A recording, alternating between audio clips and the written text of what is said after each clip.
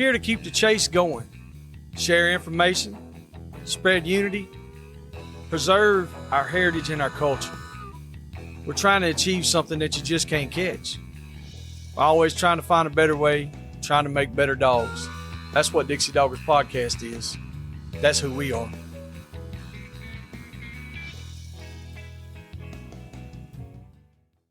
All right, everybody. We're back here with another episode.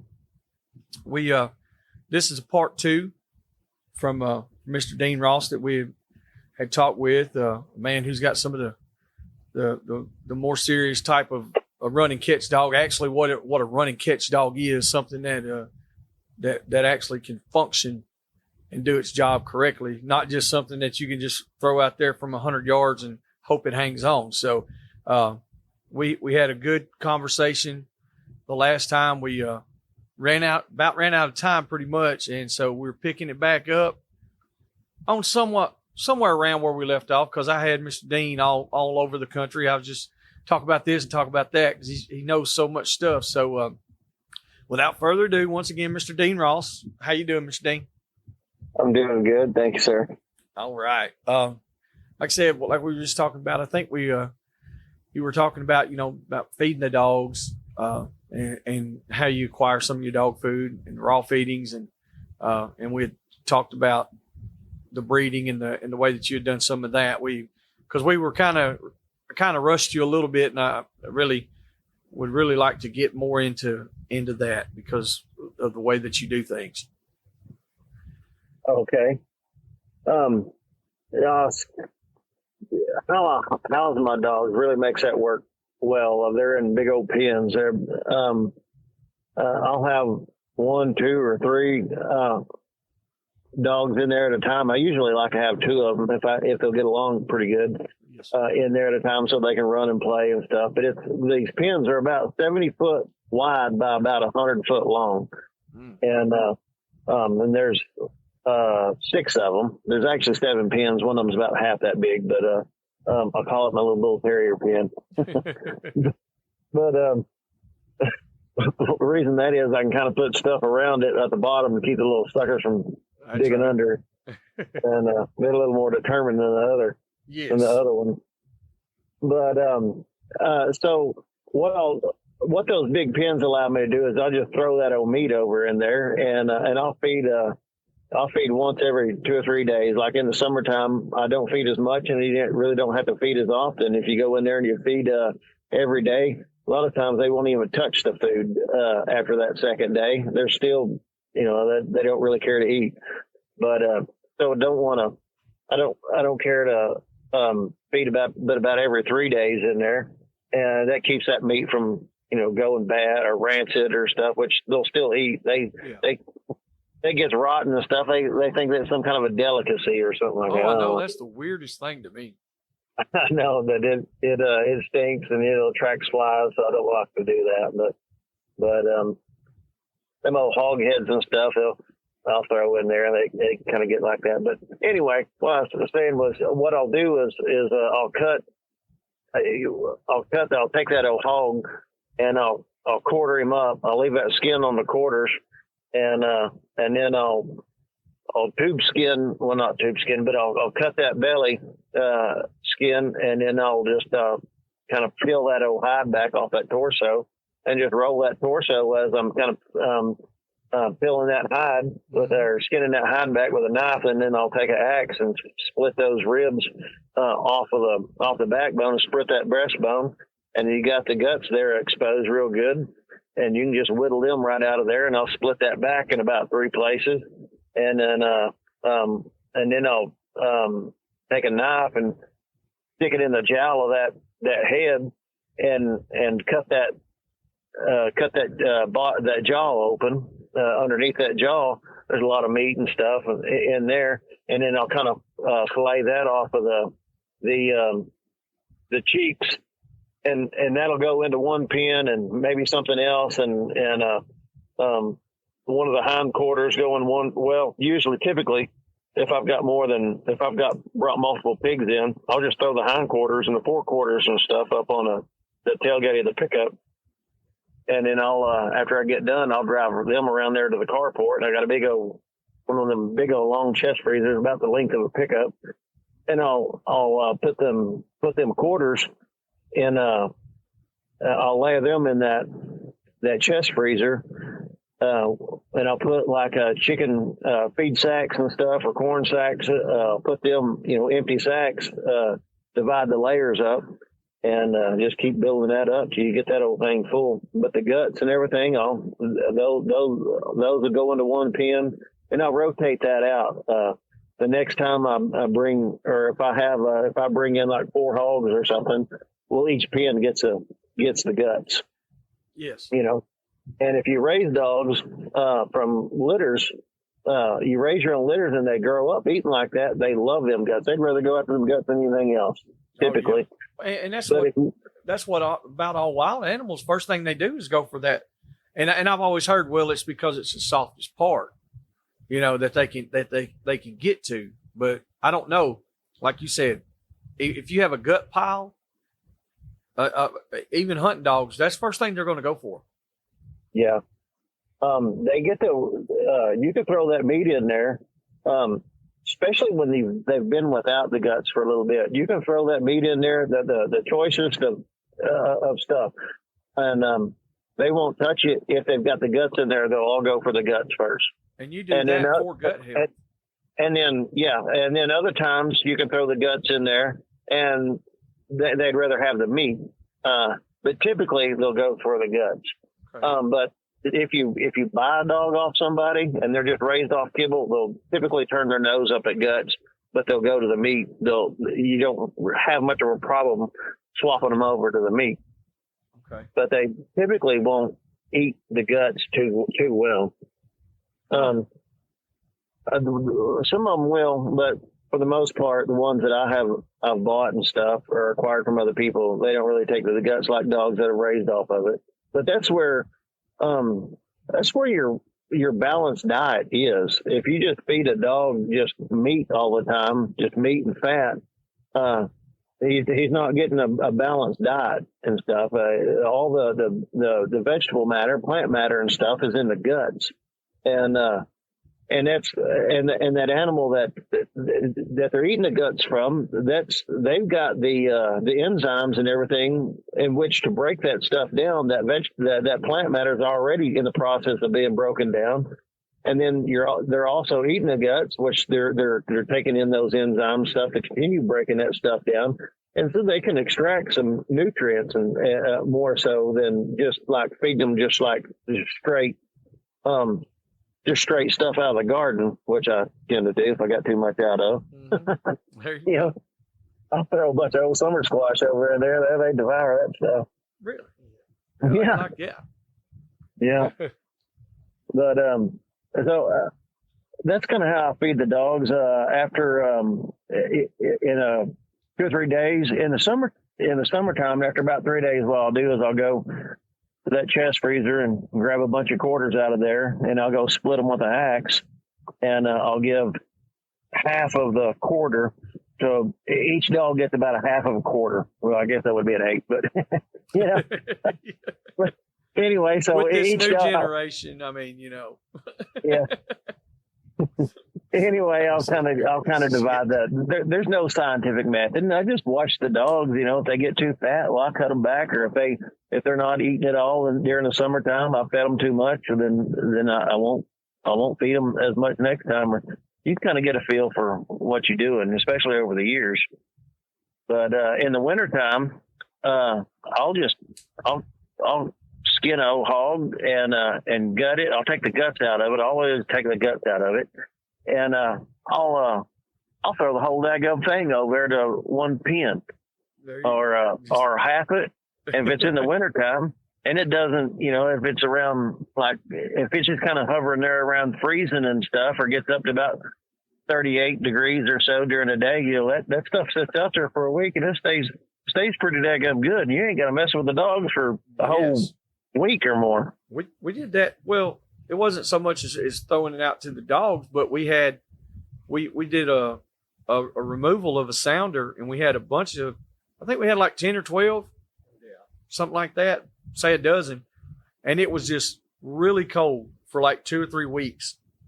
And that's what we did. We just left them right there. I got a pole barn. They were stacked right there. We would skin 1 or 2 and, you know, butcher it to feed to the dogs. And then 2 or 3 days later, we'd do another one. And, and they lasted, and nothing ever went bad. We didn't have any issues. I think people, they listen to other stuff too much instead of doing something for themselves. Yeah. Yeah. There are, if you feed like that, then you need to worm the dogs, monthly. But, there are other pitfalls to it. Like if you know, hogs carry different stuff like brucellosis or pseudo rabies. And, your dogs can get that. They sure enough can get that. And I have been bit by that once, but I just got dogs placed, and I got the ability to recreate them. I got the know-how and everything, and take me a little bit, and I can get right back to it. But also too, like, I'm pretty sure they build up a tolerance or an immunity to pseudo rabies. Very I'm sure, after talking to some different people. They claim that, or it's kind of known that, or understood that pseudo rabies is about 100% deadly in dogs. And I've fed an old pig and lost pretty much everything I had except for my 2 main dogs. And the vets wanted to do a titer test or something on them to see if they had some sort of an immunity built up there to them. And nothing ever happened to those dogs. Another good friend of mine around San Angelo, he'd caught a big old boar with a couple of his dogs, a couple of run and catch dogs, and he said both them dogs was caught for a couple of minutes, and and that was the only pig that he had caught in about 2 weeks. And he said one of them dogs got pseudo rabies and the other didn't. And but so there's another example of the dogs, some getting it and others on the same pig not getting it, and they're both caught, blood in their mouth and everything, you know. And but these of mine, how I got caught was and it was known that I'd feed pigs to my dogs, and I'd have some guys that if they had a dead pig, they had some of these buying stations, they'd ask me, "Hey, I got a dead pig over here. You want it?" And I'm like, "Oh, sure. You know, if it looks healthy, you know, old fat pig, they'll bring it over." And don't ever do that. Don't accept dead pigs from other people unless they've shot them, because the pseudo rabies will kill a pig now and then. Normally they just kind of knock them sterile and stuff, but now and then it'll kill them. And if they're in a high stressed environment and stuff, that comes out in them more. So I think more pigs might be carriers of it, but not shedding it. Whereas if they're in captivity and stuff for a long period of time and stressed, they'll kind of start they'll start shedding it or something. It'll start going through the whole just because they're stressed and stuff. But anyway, I fed a pig that had died on an old boy, and I fed it to all my dogs, and I mean, they ingested it. I mean, they ate it. Yeah. And I lost all of them but 2. Dang.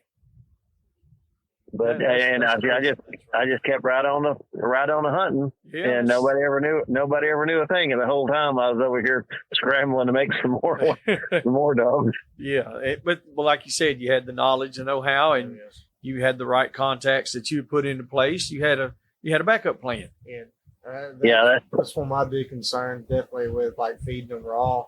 I'm just so paranoid about it. So we always cook ours. I mean, it takes a shit ton more effort, but I haven't had issues with it.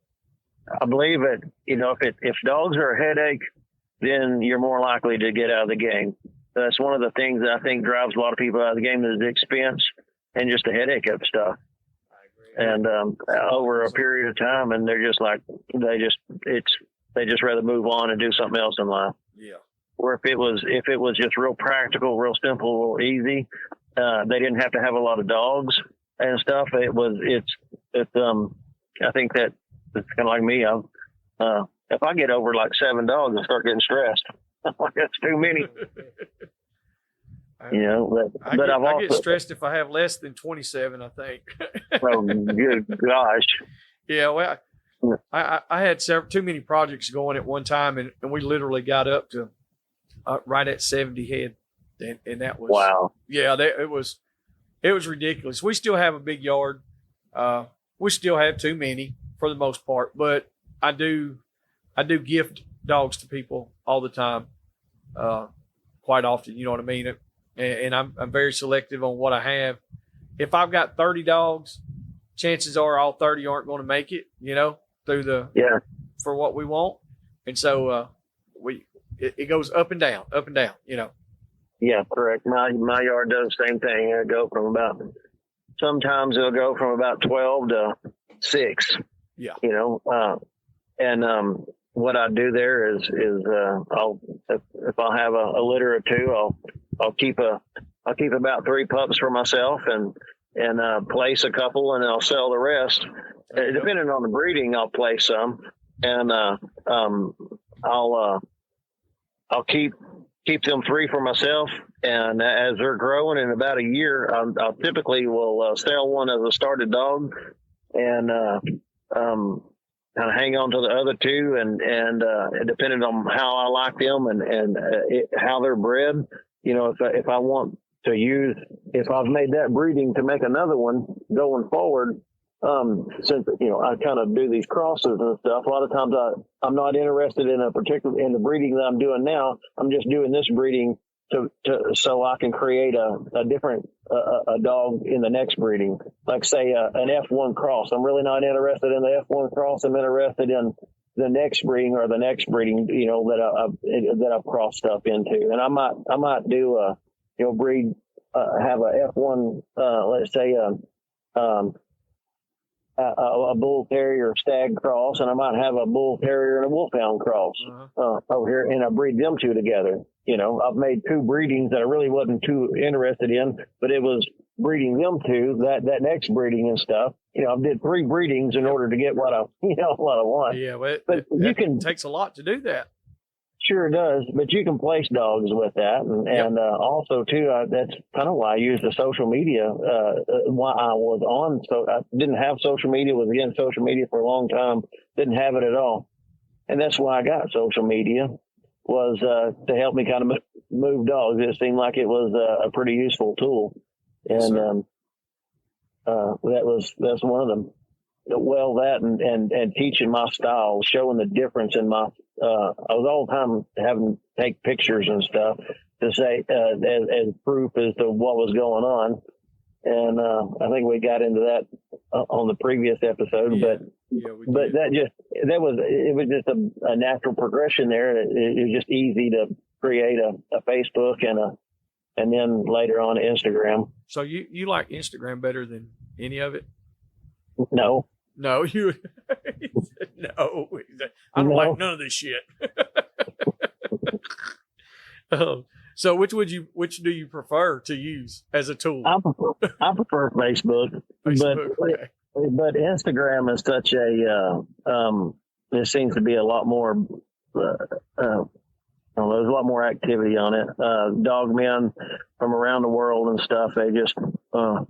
And I use my social media different. Like, my Facebook is kind of a private type. I vet everybody that I'm friends with on there. Yes. If they're not interested in God or the dogs, then they don't. I'm really not friends with them. Yeah, there you go. It's not a family deal or anything. It's just about the dogs, and it's a little bit about the Lord and stuff. I mix a little bit of that in there with my Facebook stuff.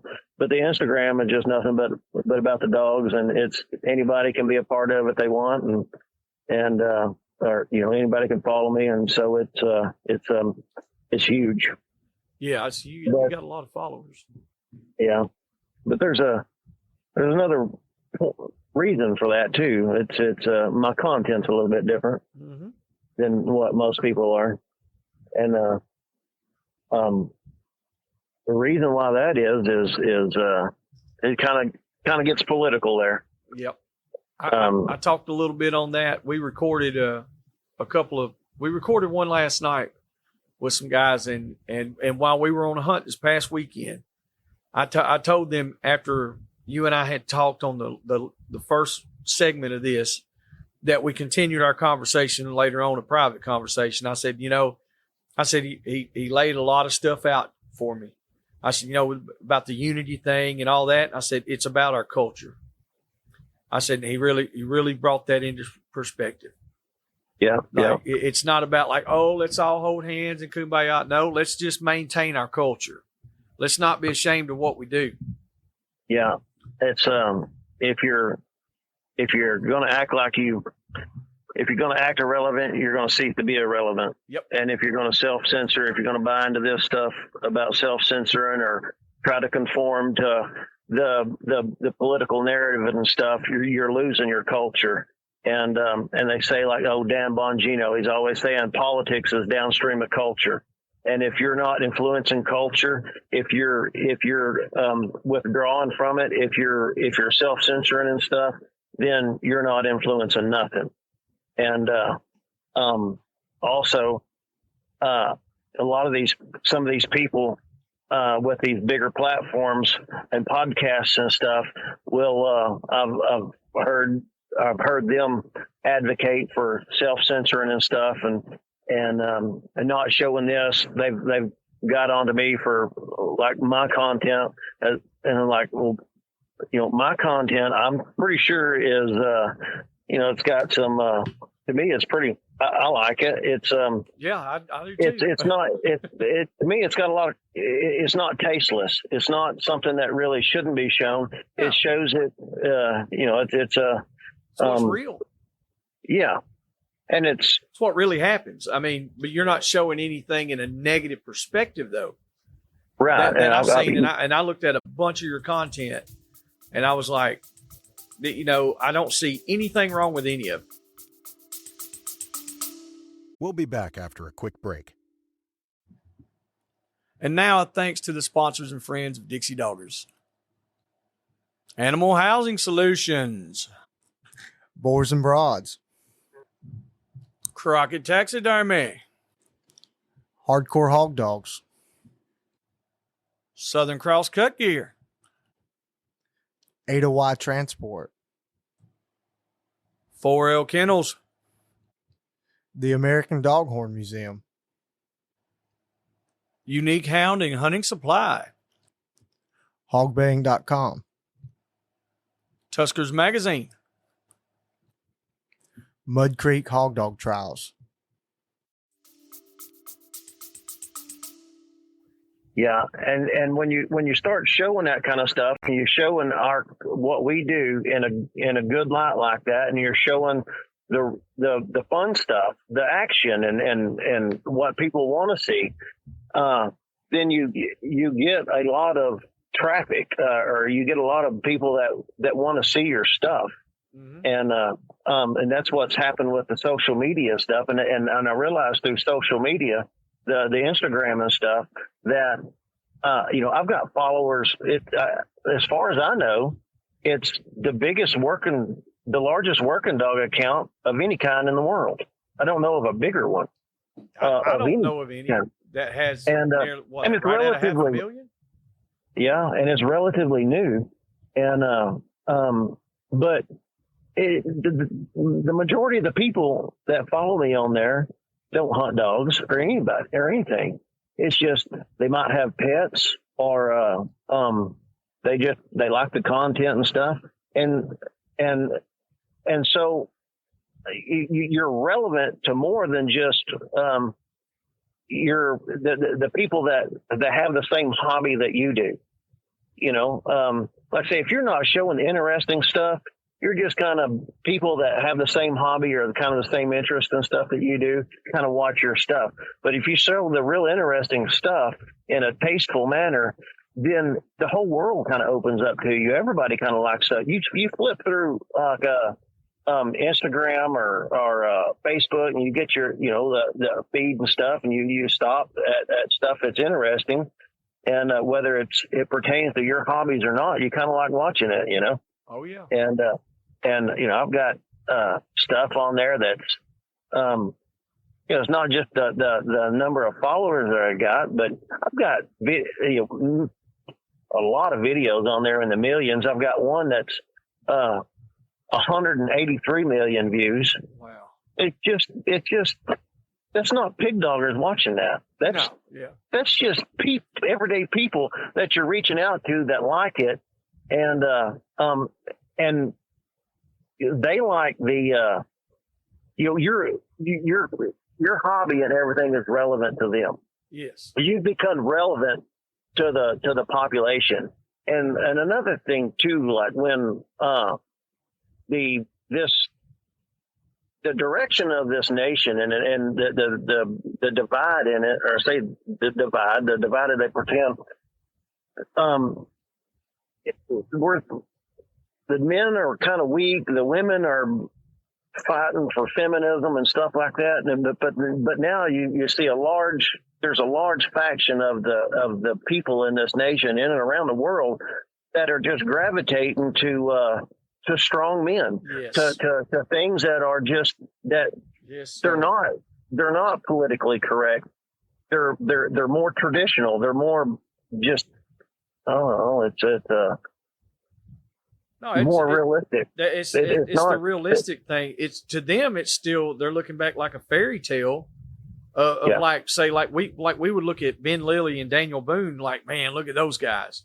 They're looking at us like that because, like you said, everybody's scared in this get canceled culture shit. You know, it's you're starting to become relevant to these people, and they're looking at you. They're looking at people like that aren't conforming and stuff, and they're following them people, and they've got the attraction to them. Yep. And kind of like I do, like these old people like Jim Bridger or Kit Carson and stuff like that. Learning about them, I love learning about people like that. Well, people around the world like learning about people like me, I guess, and seeing what I like doing. But also too, it's also like I used to hunt a lot of the Great Danes. I'm hunting some Wolfhounds now and stuff. And what I've found is like a lot of these people that have these dogs, the Danes, the Dane people and the Wolfhound people, they're not like us. And it's like a Wolfhound. If you're a Wolfhound, if you want a Wolfhound puppy, if you don't have a chair at the table for that Wolfhound, if you ain't got its own little playroom, if it doesn't sleep in your bed with you, it at least sleeps in your room with you. Yeah. And if you got a deer head hanging on your wall or something like that, you've got to pass the FBI background check and all kinds of stuff, a home study, and to get one of these suckers. Yes, it seems like from most people. But when they see the Wolfhound working or one of their dogs working, you'd think that they would cringe. What a lot of our leaders and on our voices, our big voices and stuff, that claim that they're defending our rights, as houndsmen and stuff, like, don't post this stuff because you're gonna offend people. That's exactly opposite. They're seeing what their dogs are doing. They're seeing a Wolfhound working, and they're like, "Oh my God, my dog can do that too!" And it's the stigma of the whole thing. Yeah. Then they contact you. They start praising you, like, "Thank God somebody's working the Wolfhound and stuff, or the Great Dane and stuff." It's like they start living vicariously through you. Yep. And you become relevant. Your hobby, whereas they wouldn't give a damn about pig dogging or anything had they not met you and come across your content. And now they're living vicariously through what you're doing with your dogs and stuff, what your dogs are doing, and they don't want that to go away. And so now they're a vote for you. Mm-hmm. You've done nothing but just go against the grain of what we're being taught and told. And also, too, another thing that I wanted to point out is we send the game we play is we send lobbyists and stuff to fight for us up there in Washington or the state houses and stuff. And but yet we make ourselves irrelevant. We listen to the mainstream voices, and we like, okay, well, we're going to pretend like we don't exist in order to try to exist. We don't want to poke the bear, and so we just remove ourselves from the culture, and then we send lobbyists up there to fight on our behalf. We pay them a lot of money, and we send them to a corrupt government who wants to take our rights away from us anyway.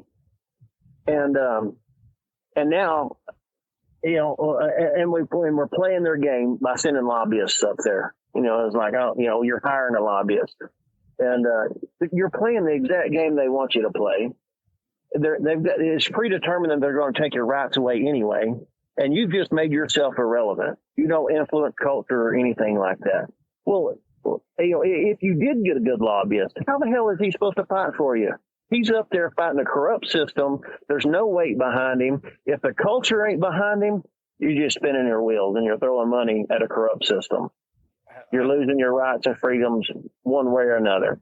And I did, and I'm one of those that has, I've preached the whole unity deal, and I went through everything that you just said. I've been one of those that's like, man, we got to get a lobbyist. We got to do this. We got to get somebody in there to fight for us.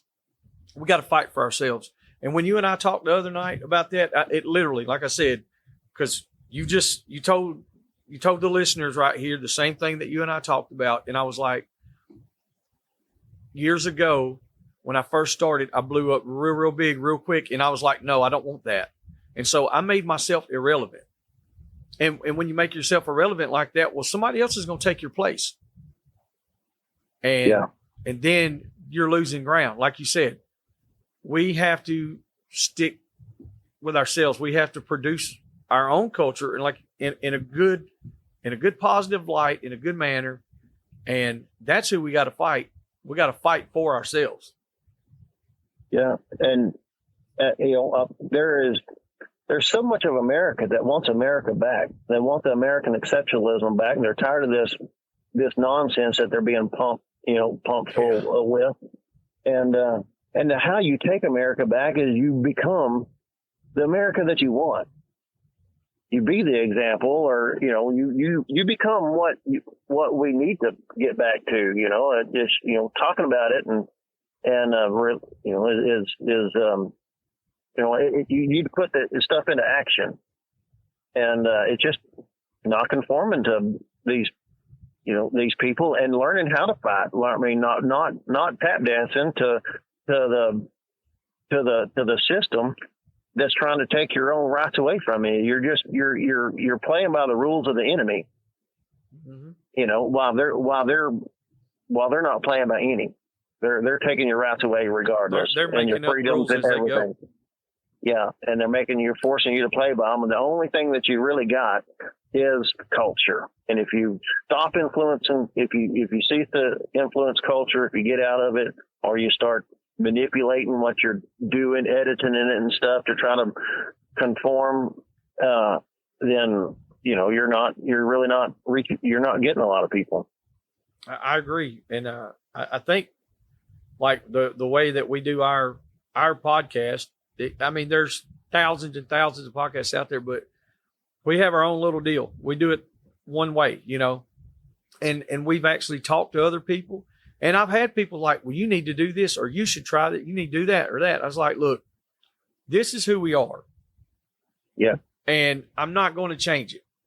I try my best not to be rude or disrespectful or anything like that. And we tell our guests, we're like, hey, don't say anything that you don't want the world to know. However you want to be perceived, that's how you need to put it out there, because we're not editing anything. The discussions that we're having, that's what's going to be aired.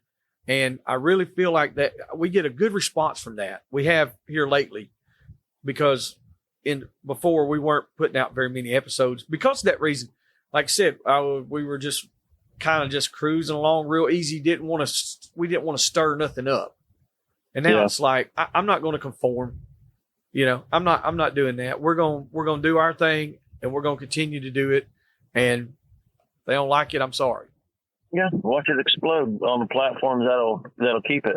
That's another thing too. Like I've got a person that will kind of handle my social media or help me out, because I'm pretty ignorant in all that stuff, actually, believe it or not. And so I have to have somebody to kind of help me navigate it, and like a professional type dashboard and stuff on these accounts. But so we created. They said you can make a ton of money off this stuff. It's like, you need to create a TikTok deal. I was like, oh yeah, okay. So I created the TikTok deal, and instantly viral. As soon as you'd have stuff go. I'd have stuff getting like 100,000 views in about 15 hours of being up, and they'll instantly take it. They'll take it down. As soon as any kind of traction on TikTok, they're just taking that stuff down. Well, I was like, well, the heck with all this stuff. If that platform is going to be that way, then I'll go to platforms that don't censor me. I ain't going to be a part of this. If they want to censor, if that's going to be part of their culture and stuff, then I'll just take my content on to like a Rumble or leave it up. Facebook, it ain't never censored me. I've had other people that claim to fight for our rights delete me. We can't accept your content. And I've talked to other, like the stag guys. Like I got a guy that he's a real good friend of mine, and I talked to him a lot about stags. And he's shown videos of the stags running coyotes down and catching coyotes. Yeah, it's like, oh, we can't show that. I'm like, why? And it's like, oh, and so I've had that conversation with him private. He's like, that SOB did the same thing to me. But that's the ones that are censoring us. Those that are claiming they're fighting for the rights. I've never been censored by Facebook. I ain't never been censored by Instagram. We got a train rolling right through here, y'all. Y'all hear that whistle going? I just barely noticed that. Yeah, it's some gun. I don't know what it is with that guy, but he must know whenever we're recording. He's probably a listener, just saying hi. Yeah, that's all it is. That's all it is. But no, you're right. We have posted a lot of stuff on Facebook, and I don't know that we've ever really had to deal with a whole lot on Facebook, have we, Nate? I want to let you know this live on the air. I just found out Cordell Hurt, a fella we know, is dead.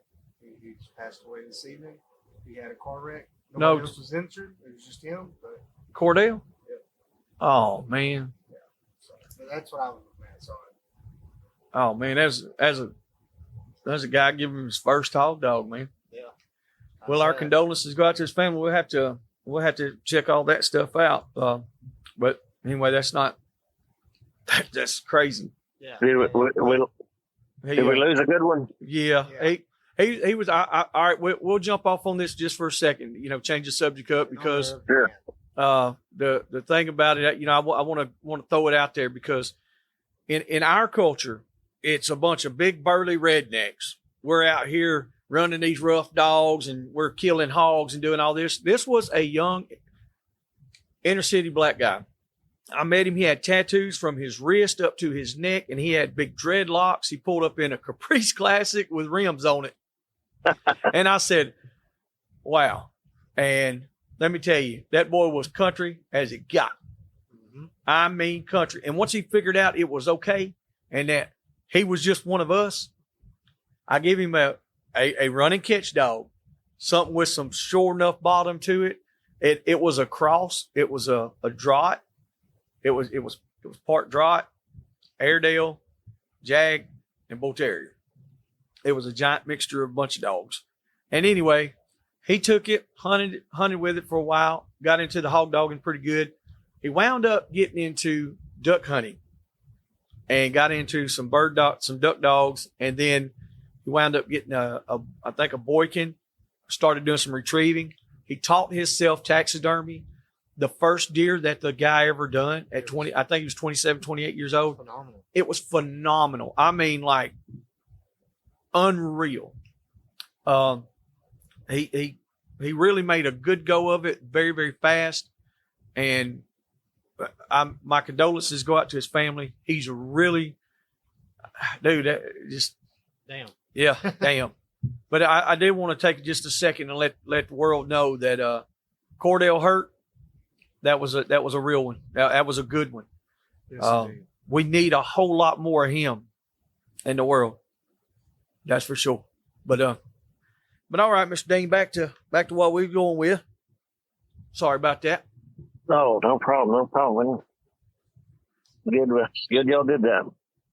Hate that we lost a good one. Yeah, man. He was like I said, he was a good one.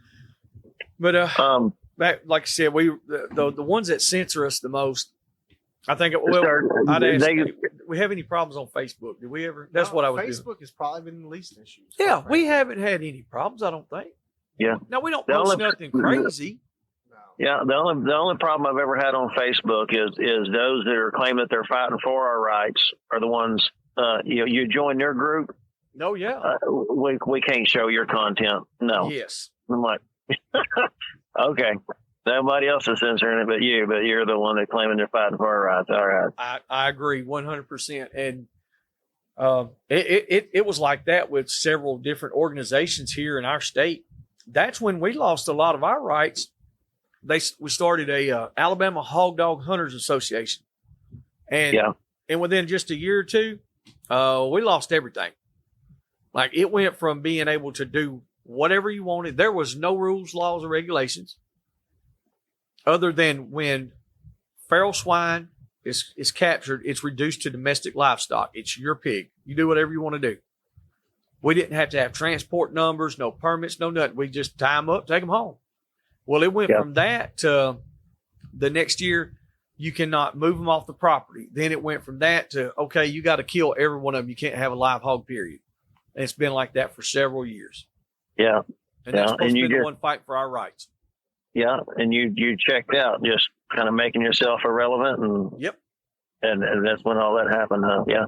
Yep. That's exactly when it all happened. I kind of just like, but, there's so many ways that we can do this. And I'm so glad that we got to know you, especially through the social media stuff, because that's such a big thing now. Yeah. And people that have hunting dogs or working dogs that really work them, they're scared to death to show anything. They need to come check out your account and look at your Instagram account and just see some of the videos. Yeah. Talking about working dogs, people, I'll teach on them accounts once in a while, or I'll put my opinions and stuff on there. And I think one of them is the difference between working lines and if you're going to claim you got working lines and you're going to charge more for them, then there ought to be a discernible difference between what you get from than what's normally out there. Mm-hmm. What the average thing is versus what they're getting from you. If you claim that this is a working line of dogs, is it starting earlier? Is it performing better? Has it got more stamina? Is it harder? Or, is it, what's the difference here? And if there is no discernible difference, then you don't really have a working line of dogs. You're just working your dogs, Yeah, you're just working your dogs. And also too, like if you claim that you've got working dogs but you get on there, and all you got is dogs. Like for me, if all I see is your dog's vested up and you're headed to go hunting, and or you're telling me that you're going to go hunting or something like that, then but you're not producing any. You're not. There's no pigs, okay. But also too, like if you got working dogs and all you see is your dog standing in a yard or stuff like that, that's not a working account. That's not working to me. You're not working your dogs or anything. If the majority of your pictures are that dog hanging off a pig or something, they're like, that guy right there where he works his dog. Right. Get a dog from that guy. And I ran into that years ago. Every picture I had was a little too much, honestly. And then I got to where I had a lot more dogs than I was even working. And so it became, like you said, I was looking around. I was like, well, I ain't even done nothing with this dog here in a month. So, I mean, it's just another dog out of that breed because I'm not even working it. It might be from working lines, but I haven't even worked this dog. And I think there's a lot of people that are guilty of that, and they probably never admit it. But I've been guilty of that. I've had some really phenomenal dogs and Life will throw you some curveballs. yeah, and had dogs out there, and I'm like, I got too many dogs, or I should have done this, should have done that, you know. But there are a lot of people that will have these dogs of different breeds, especially if they're not a real common breed, like you said, and they're like, oh yeah, straight from working lines. That dog has never done anything in its life. Doesn't have a scar on it. I mean, it looks like a show dog. It's kind of like the big old fat. Yeah, well, I mean, like, oh, I'm not necessarily talking about that. I'm saying you put that dog to work. If I was to buy that dog, even though it's never been put to work, but it's from working lines of dogs, then it ought to have a talent of some sort. It ought to take to it better than the average dog, or Yes. Or have some sort of talent above and beyond what other dogs do. And that's another thing too. It leads me into aptitude versus talent. Aptitude, that's one of the things we're talking about breeding. We'll go into that. It's one of the things I look for is talent. It's what I want to breed for is natural raw talent. Whereas aptitude is you have an interest in something, and whether it's humans or whether it's animals or something, or dogs, but you have an interest in it, and you really try to apply yourself at practice, and so you can get really, really good at it. But if God has blessed you with talent and favor in that area, and then you have the ability to take that far above and beyond what anybody else can. That just has aptitude. They can study and they can do as much as what you want, and apply themselves as much as what they can. And let's say if the guy that's got talent, or the dog that's got talent, is never hunted or anything like that much, and the dog that is been developed over a long period of time, he might outshine the dog that's got a little bit of talent just because that dog's in the hands of somebody that doesn't ever hunt him or anything. Mm-hmm. But you put a dog that's got talent in the hands of somebody who does hunt him, the dog is a rock star. Yes. So that's one of the things that I try to breed for, and I look for in my puppies and stuff is talent, and just the instinctual behaviors and stuff. But and then also too in breeding, a lot of people will breed best of best, and I think that since I cross dogs, like I cross, like say a stag, I'll combine like 3 different breeds, like stags, wolfhounds, bull terriers, and stuff. Mm-hmm. And not all of them's working dogs, and but I want to. What I do is I'll first you want to find real good. You don't really just cross to a dog that is just in the breed, like say a bull terrier. I want to cross this to this. No, you need to go. You need to look inside that breed, and then find one of a real good specimen. Not just buy something. Let's say a wolfhound. Them suckers are expensive. You might pay $4,000 for a wolfhound. Like just buy a wolfhound to then cross to a bull terrier. Yeah. You're liable to get some junk right there. That's and right. Then, but you paid $4,000 for it, and and it might not have no hunt drive, no nothing, Whereas if you can pick from 6 or 7 of them, then if the Lord kind of opens up a door for you like that, and you're able to view 6 or 7 of them, and then pick the best from that, and then breed, you're better off. But even better than that is we get into some talking about when we get into breeding.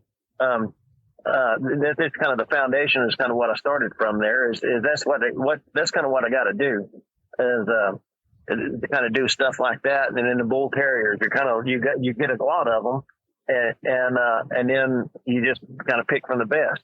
But breeding best of best, where that once you kind of get lined out on what you're doing here, what the problem with that is if you have a dog that is really, really good, and but the rest of his litter mates suck. Yeah. You know, they don't have no wheel, no hunt drive, no nothing. They don't want to do anything. You know, they're average or below average dogs. But for some reason, you've got you a pretty good dog who just kind of made a name for himself, and then it's a fool's errand to breed to that dog, because what he's going to throw, you can look at his litter mates and tell what his genetic makeup is, yep, and what he's likely to throw. And so you can get into trouble like that. And also too, talent versus aptitude. If you got a real good dog, or I say an average dog in the hands of somebody who isn't very good, how do I say that? If you got a real good, you're liable to skip over that dog. Whereas if you got a dog that's in the hands of just an average dog from an average litter in the hands of a good handler, then that dog can kind of make a name for himself a little bit. The handler helps it. Things look really, really good. People want to breed to that dog. Mm-hmm. He looks like it's breeding best of best. It's not. That's not right. But you kind of got to do some research and stuff. And the more these dogs are handled, the more they're developed and stuff, the harder they are to choose from. Let's say a pit. You get you a couple of pits out there. One of them is catching at, like, say, 6 months old and stuff. I mean, he's just like he's caught 2 pigs, and after the first 2 pigs he ever caught when he was 6 months old in a trainer pen, you know, he's just like a finished catch dog, you know. Yes, sir. You know, he ain't backing down from nothing no more. And and then so when that dog, say we take that dog to 2 years old, another dog he had to be developed. He didn't catch nothing until he was 13, 14 months old. Give him all kinds of chances and stuff, but he just had a very patient handler. Somebody that's like, well, I paid a lot of money for him. I don't want to call the dog, or, you know, and then he finally starts catching, and then he finally just catches fire and becomes what we see from what we can discern in the 10 seconds a dog is caught, he's as good as the other one, you know, at 2 years old. So which one do we breed to? If you don't know nothing about them dogs, you're liable to breed to the wrong one. Yes. And that's another problem when we get into breeding best of best is you don't know really if that dog's been handled, if he's got a good handler and stuff. It isn't as it seems a lot of times. And so you want to look for talent and instinctual behavior and stuff like that. Plus a consistent litter. If you're producing, if the dog that you got your eye on that you want to breed to has come from a litter of really good dogs, above average, and some of them are great dogs, then breed to that sucker. He more than likely, if you pair him with something that is of the same caliber, you're going to get damn good dogs. You're going to get a consistent litter of good dogs. But if you're just breeding average stuff and you're breeding some stuff that was developed that is good, it's going to take a lot of work, and you're just going to have average dogs. You ain't going to get nowhere, and so forth. What holds the most important in your eyes, the male or the female, when you're choosing to breed, or does it matter to you? Well, if you breed greatness to junk, you can just expect junk. Yeah.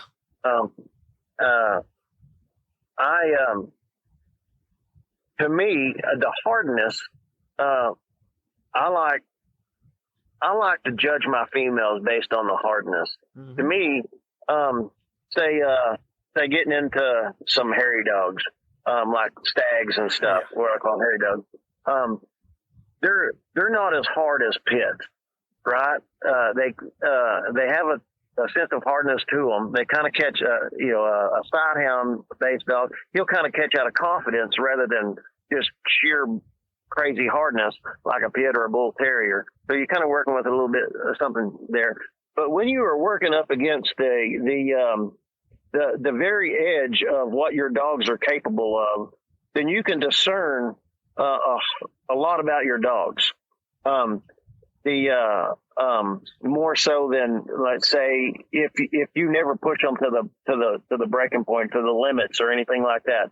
If your dog is working well within its limits, let's say a lot of these pits, we're just leading them in to a bay, sending them to a bay. They catch in there with a lot of other dogs around. They're not caught, but for about 10, 15 seconds, you run in there behind your dog. He looks good. I mean, but he's well within that. You're not pushing that dog to the extremes of what he's capable of. Yes. You got to push a dog to the extremes of what they're capable of in order to advance the breeding and stuff. If you can't push a dog to failure, or if you don't know what the breaking point is and stuff, how do you pick the best from the best? I agree. But so that's what taking that back to the females, and like the example of the stags, the females, in my opinion, don't tend to be as hard as the males. And so like a stag, let's say a stag, most of them aren't going to go out there and catch a 250-pound boar and hang that sucker by themselves. They're maxed out. That's beyond what most of them are willing to put up with. But some will, and you'll get a lot more males out there that do that than females. But you get a female that does that from a good litter. I like that. I want her. There you go. That's my brood. That's the one I'm breeding right there. So I'll that's kind of the importance I put on the females and stuff. Why I like the females is because, and the hardness type stuff is because I think that, to me, I can tell the limits of them. If a female is just as hard as most of the males or harder and stuff, she's pretty special. Yes, sir. Whereas it's more common for the males. So. Like what you were talking about, having a dog to, there's too many people that, like you said, they only see that dog work for 15 seconds, maybe 30 seconds, or even a minute or two. Yeah. They have, a lot of folks haven't had a dog that can, and you shouldn't put them in a bad bind by no means, but if they tend to get in a bad situation, like we've had them up here in the mountains, and they'll be caught for an hour on a big, bad, rough hog. And it doesn't seem to bother them. You know what I mean? They've got it. I'm not going to say it doesn't bother them because, of course, they're wore out, they're give out, so a lot of times they're beat up, they're cut up, whatever, but they don't quit, is what I'm saying. Yes, sir. They just keep going. They go until they will literally go until they cannot go anymore. I don't think a lot of people really get to see that in their dogs. Well, I ain't never seen one caught for an error. Not even I've seen that, but well, we have. I mean, like it's actually probably more common than not running the rough dogs here where we're at, because you can't get to them if they get in there deep. There's not a big population of pigs, and like I said, it's a dangerous game that we're playing with them, and that's why here you won't find a lot of guys who run and catch dogs, like real run and catch dogs. They'll run they'll run rough dogs or they'll run dogs that'll catch here and there, but generally they're going to run a looser bay dog. Yeah, because it takes so long to get to the pig. Right. Most people, what I have, when I talk to people about running catch dogs, or they contact me and they're interested in what I do, how I do it, and stuff, and how they're trying to do it. They don't have the dogs to be able to do what I'm doing. It's I see it as a form for function type deal. If you're going to play at this level, let me go back to just to the previous topic there, where we're talking about pushing a dog to the breaking point, and maybe this will also add some weight to the form for function deal. Is say in Europe, they used to be able to chase hares and stuff, and they would do that with a side like a Salukis or a greyhound or what have you, some kind of a lurcher like a collie sidehound cross, and but it took a long time for that lurcher or that sidehound to catch that hare, and sometimes they didn't catch it, but yet that dog is running at the extreme at which it can run for an extended period of time. We're liable to be out there for 2 minutes chasing that hare, and these when you have a dog that is up against the very max of what it can give you, then you can notice subtle changes in that dog. Like if it's not feeling good, if it's got a fever, or it's going through. Some of them have even told me, some of the very who I learned from and stuff, who I enjoyed reading and stuff from, they could tell if their females were going through a heat cycle. Yes. Because they were just a little bit slower. But when you're running at or when you're participating at such an extreme level, you can discern little nuances like that. And then, but when you pull back and let's say you send that dog, you send a dog that can run 43 miles an hour, you send it after something that can't run but about 30 miles an hour, your dog can not feel worth a dang, or it can, have a splinter or something in his foot, and you'll never notice it. That's right. And kind of going back to what I was saying about the pits and stuff is you want to really push the dogs to the extreme in order to advance the breed. If you're not pushing them, if you can't get them to that point somehow, some way or another, then you're not, you're just breeding a pretty jam up dog to a pretty jam up dog, but right. You don't know if you've done any, advanced anything or not.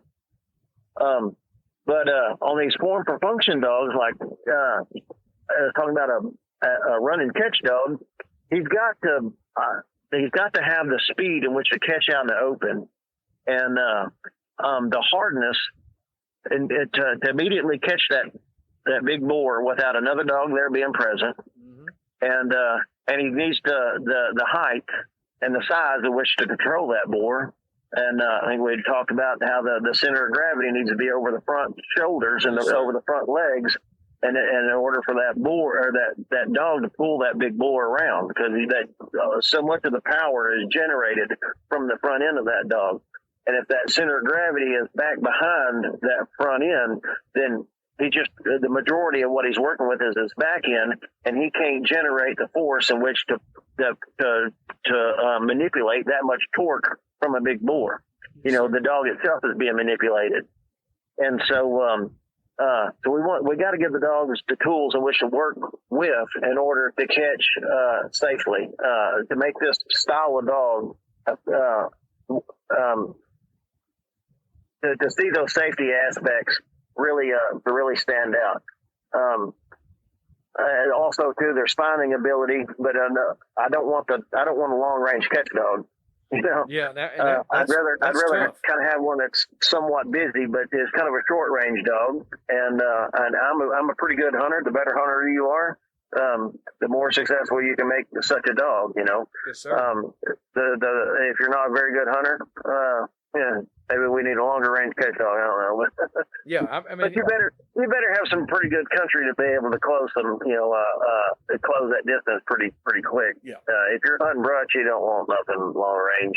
If it's taking you a long time, because that dog's caught. Yes, and that's the issue we ran into. And like I said, none of it's intentional, by no means. It's like something happened, And it, like if the hog broke before the dog actually got there, like if we had a bay going and the hog broke, we would send a run and catch dog to the bay dogs to shut it down, because where we particularly hunt, we don't have very little open country. And so, we try to stop them before they get off the property. That's another issue. Well, if you get across one ridge and there's one holler right there, and you get across another ridge and it's 600 yards, well, it could be a bluff that's straight down that's 150 feet that you got to climb down, and then you got to climb back up the other side. It's a mess. It can be a mess. So that's one reason we don't run them, anymore. Yeah, there's all that stuff is around here too. There's enough open country and enough crop fields where I don't have to hunt that kind of stuff. But one of the safety aspects of hunting my top dogs is they'll catch right where they find that pig ain't running. Yeah. If it's in the brush, it can run on them, and if they missed it or what have you, and then the pig is blowing out of there, and typically the dogs ain't going to get it. Well, you heard what I was saying, though, with the issue that we were having. It wasn't really the dog. It's the way it was the hunter. It was us. It was me, because I was trying to take my dogs and hunt with another guy that's a good friend of mine and try to make that work. It just don't work. You can't run and catch dogs with bay dogs. Yeah, no, that's it just don't work worth this shit. What's happened there is you remove the safety aspects from both ways of hunting. Yes. And all you have left is the negative aspects of both ways of hunting. Mm-hmm. Plus, you've just compounded them by about 4 or 5 times. Yes. And because, like I say, there is no safety. You just nullified all the safety aspects of hunting each style. And all you're left is you've got a catch dog that's caught on the pig's terms. Yeah, on the pig's terms only. Yeah, the way I do it, we're caught on the dog's terms. The dog's terms only. I got a breed for a top dog that catches, that denies the pigs its terms of catch. Right. We're catching on the dog's terms. Also, and how I describe that to people. They're like, put an example on for that for me. I was like, okay. Like where is the easiest place to catch? And majority of people will say, well, out in the wide open. I'm like, okay. Send your catch dog to a pig right out in the wide open. We'll see how easy it is to catch. Or send your whole pack of them out there. Yeah. Just see if your whole pack can catch that pig out there in the wide open. It's like, well, where's he? What's going to happen? Most of them is going to say, well, they're going to run to the brush. Then they're going to catch him down there. I said, exactly. So wouldn't you think the brush is sort of the easiest place to catch? I'm like, well, yeah, you kind of got a point. Yeah. Like, all right, well, why don't you think my dogs can't do that? Everybody's like, well, your dogs can't catch in the brush. Like, motherfucker, I've been on my hands and knees and belly as much as what you have. It's just you see 3 or 4 pictures of my dogs caught out in a crop field or something, and you label my dogs as they can't do nothing, But anyway, just a little rant. No, and it's true, because that's one reason I didn't go with the bigger dogs when I first started, because everybody's like, and that's my own ignorance, listen to other people. They were like, man, those, because I wanted stags. I was like, I want to get some rough stags, and I was looking hard. And I had a couple guys that had been doing it for a long time, and they were like, it won't work. We got too thick of a brush. And then after all these years, I keep paying attention to guys like yourself. Well, there's not a lot of them, but, and I see these guys making it work, and it's like, well, damn, they're catching in the brush pretty easy, it looks like to me. Yeah, it's probably a little bit different top dog. You mentioned stags. Most stags ain't going to do very well in the brush. They don't want to go in there. Okay. A little bit different type mentality, but but even though you got a little bit of stag or something in your dog, that's the point of getting like a bully lurcher or something. Like half of them or more are going. Yeah. And but taking it back there to the field, they're catching in the wide open. If it's so easy to catch in the wide open, then why are so very few people able to do it? Granted, it is easy once you get a dog that can do it. I mean, it's the easiest. It's extremely easy, and plus, it's the best place to control one. But you've got to have a dog that can do that, and most people don't have dogs that can do that. The Mastiffs can't do that. Bulldogs can't do that. It takes, in my opinion, about a half sight hound bred with something else. Or you can use half sight hound or more, and you've got the speed in which it takes to efficiently catch in the wide open, consistently on the dog's terms, effectively and efficiently. And until you can do that, then if you're running catch dog, can't catch in the wide open, if we put it in the brush, then how is it supposed to then also catch on the dog's terms? Yeah. If it can't catch on the dog's terms in the wide open, how is it going to catch on the dog's terms in the brush? Well, fortunately, the pigs act different in the brush. That's why we catch in the brush so much. If we got, the pigs run to the brush, they'll turn around, they'll often bay up in the brush and stuff, whereas they won't in the open. They just act different. It doesn't take the speed to catch them in the brush that it does in the wide open. Plus, there's even a speed dog, they can't get through the brush and the briars, the green briars, and the undergrowth and the plum thickets and everything else that we got to deal with all around the country. They can't nothing run through there as fast as a pig can. Dogs can't do that. They're not structured like a pig. Mm-hmm. So it's a different game in the brush. But the point is, hunting a finder holder type dog or my type dogs is, I go out when the pigs are out of their bedding area and they're kind of on the feeding areas and stuff, and or they're kind of laid up in the woods and stuff. I don't mind catching in the woods,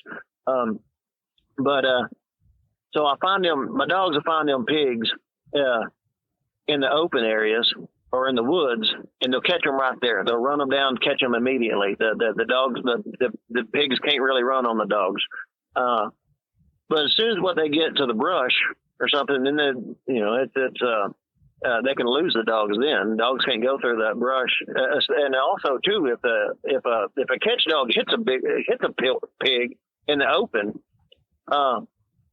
it kind of realizes like it's a different game than being barked at by a dog. Yes. There's a lot more pressure being put on a pig. He ain't just gonna run and turn around and fight the dog for a minute and then run another few hundred yards and then turn around and fight a dog, let that dog bark at him. So if that dog goes up there and hits that sucker and tries to latch on, about knocks that pig down. Yeah. But the pig's able to admit that dog misses the ear or something. That pig takes off. That son of a bitch ain't checking up. No, he knows something's happening. Yeah, that's too much pressure. He's gone. So it's a different game. There's safety aspects to it. A lot of times I can go hunt that brush, and for a couple of years I did hunt the brush just to prove that you can do it. With these type dogs, I don't really do it so much anymore. I don't like to and stuff. I kind of created a business out of this stuff, and it's a lot more productive and easier and stuff to hunt the feeding areas than it is the bedding areas and stuff. You can dang sure if you know what you're doing and how to breed these big dogs, then you can dang sure hunt the brush. Oftentimes I've had people say, them little dogs can get to the brush a lot better. And sure enough, in some instances, they sure can. Let's say a form for function pig dog. It ought to be able to catch pigs in about 85% of the country that pigs are found in. Yes. About as good as any other type dog or better. But there's going to be 10 or 15% of the country in the habitat and stuff that, other dog, it takes a specialist to really get through. The specialist will whoop the hell out of any other dog that comes, hunts that area, Yes, sir. And just a generalist can't do that. but he can outperform or perform as well or outperform other dogs in the majority of the areas pigs are found. So, but I oftentimes make this case to people as like you got you a let's say a little jag, for instance. You got your little jag that runs through there, and you use a couple of jags as a catch dog. You know, you hunt stuff that you're having to crawl through on your hands and knees, and you send a couple of jags in there, and you catch a pig, and well, people tell me they do it. I'm like, but you see the pigs. I'm like, well, hell, he's not much bigger than the dog itself. Yes. I'm going in there after like 250, 280 pound pigs. Where's my dogs are holding on to? I'm like, if do you really want to crawl in there and two jags holding a 270 pound boar? You need at least four. And that's a fact, because that's all I ran for 10 years. Yeah. If you ain't got at least four of them hanging on, you're not catching a bunch of shit. Yeah, my dogs go in there and grab a hold of a pig, and that pig see you. Yeah. You're going there on your hands and knees. That pig sees you coming. Yeah, he's coming. He tries to come at you. That dog turns him. Mm-hmm. Them jags are just gonna be hanging on. They're going. Yeah, with the pig. I'll be the first one to tell people that. Hey, everybody's like, "Well, you did it." I was like, "It was very stressful, and we had a lot of them." If that makes any sense. It's like we had some very, very good ones, and we would keep the biggest that we could find, and we kept the same bloodline for many, many years. I still have some, but I don't even hunt them right now. We haven't hunted jags in several years now because of that. Yeah. When you crawl in and you're looking face to face with a 300-pound boar hog with 3-inch teeth, and you have a total of 50 pounds of dog hanging on it. Go ahead and give me something big. They're just coming with the pig. Yes. He's coming at you. We caught pigs because they just ran so far. They got tired and laid down sometimes. We just go get our damn dogs. It's the truth. It's the truth. I used to videotape. You see these videos and stuff, but you can look through some of my old Facebook stuff. I'm on my hands and knees crawling through the briars, going to big boars that are caught by one dog, two dogs, and that sucker is looking at you, and the dogs will turn him and stuff. And I just sit there and film, and if you don't do that, people aren't going to believe you. That's why I do that. Right. And another thing too is people get uptight about, well, you should run in there and you should help your dogs out. You send that dog and he's caught. You need to run in there, whether it's in the open or where it is. And I'm like, the pig's my dog's reward. Yeah. The pig is the dog's reward. He's out there doing what he's supposed to be doing. Mm-hmm. I'm not running out there and taking the pig away from the dog and beating the hell out of my dog, trying to get the dog off of it and stuff. When the dog's, the dog, that's its reward. It's what it's wanting to do. It's like people give I talked to a dog trainer the other day. I was having some conversations with one, and there were these, they just give the dog treats. They don't believe in correcting the dog. They believe in redirecting it and stuff as positive reinforcement. And I was like, all right, come out and you see this stuff, and so they did. And it's like, you got a point. Yeah, but, exactly. It's like, okay, well, you offer the dog a treat and see if he'll come off that pig. He's not coming off a pig. The pig is the reward. The pig is the treat. And when you sit there and you just, you've got to develop a dog that is in control of a pig.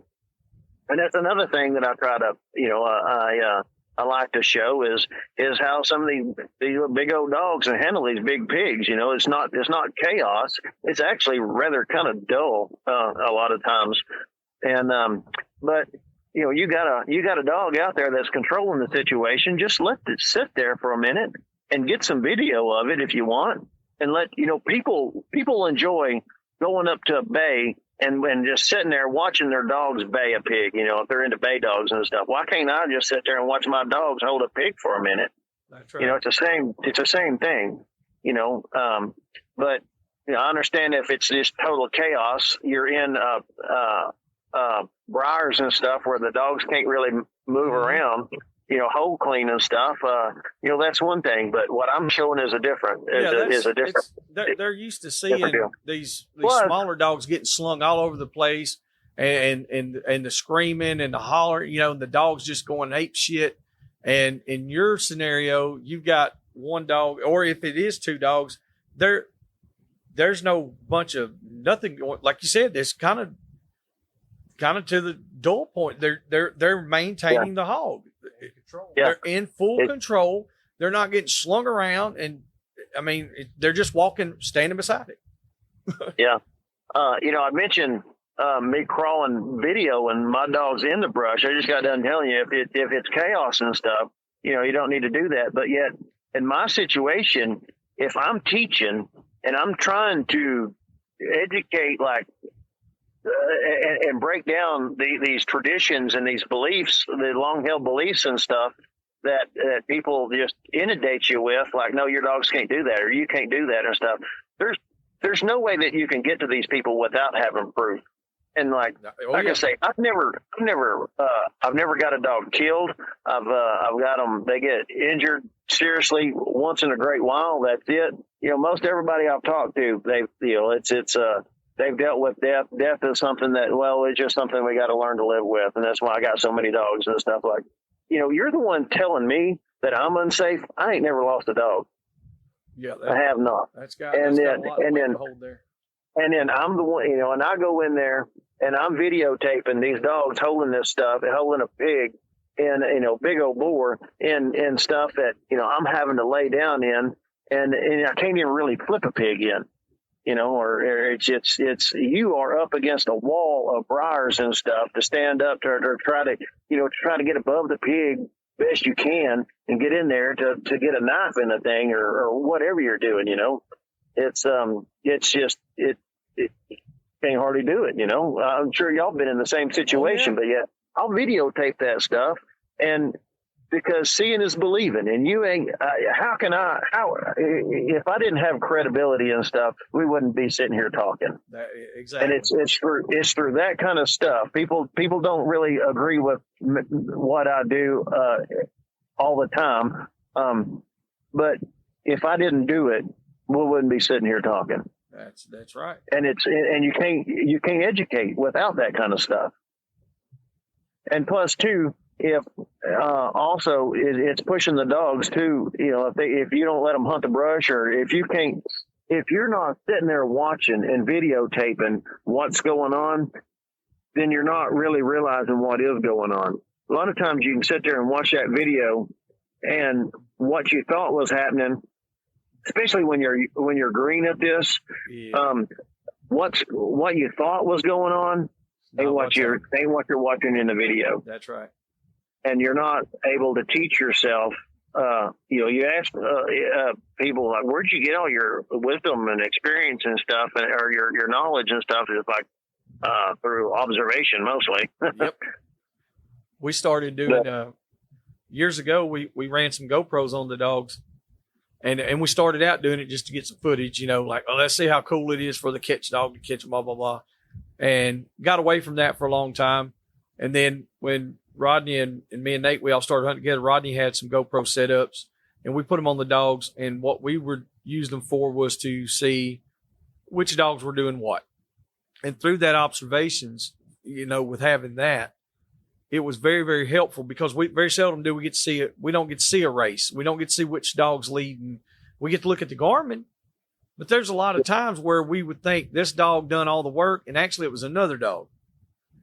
You know. And like you said, through observation, we have learned so much by being able, I can say, well, look, this dog is doing this. And people are like, well, how do you know? If this dog does one thing a certain way, I can tell you, well, she's over there. She's got a little piglet. She's playing with it. That's what she's doing over there, wasting time. And they're like, how do you know? Because we've seen this We've seen hours and hours and hours of footage. Watching film. And people want to harp on people. They want to make their assumptions and stuff about guys like us that video a lot of stuff. Well, guess what? How come? That's why they ask us all these questions. Yeah.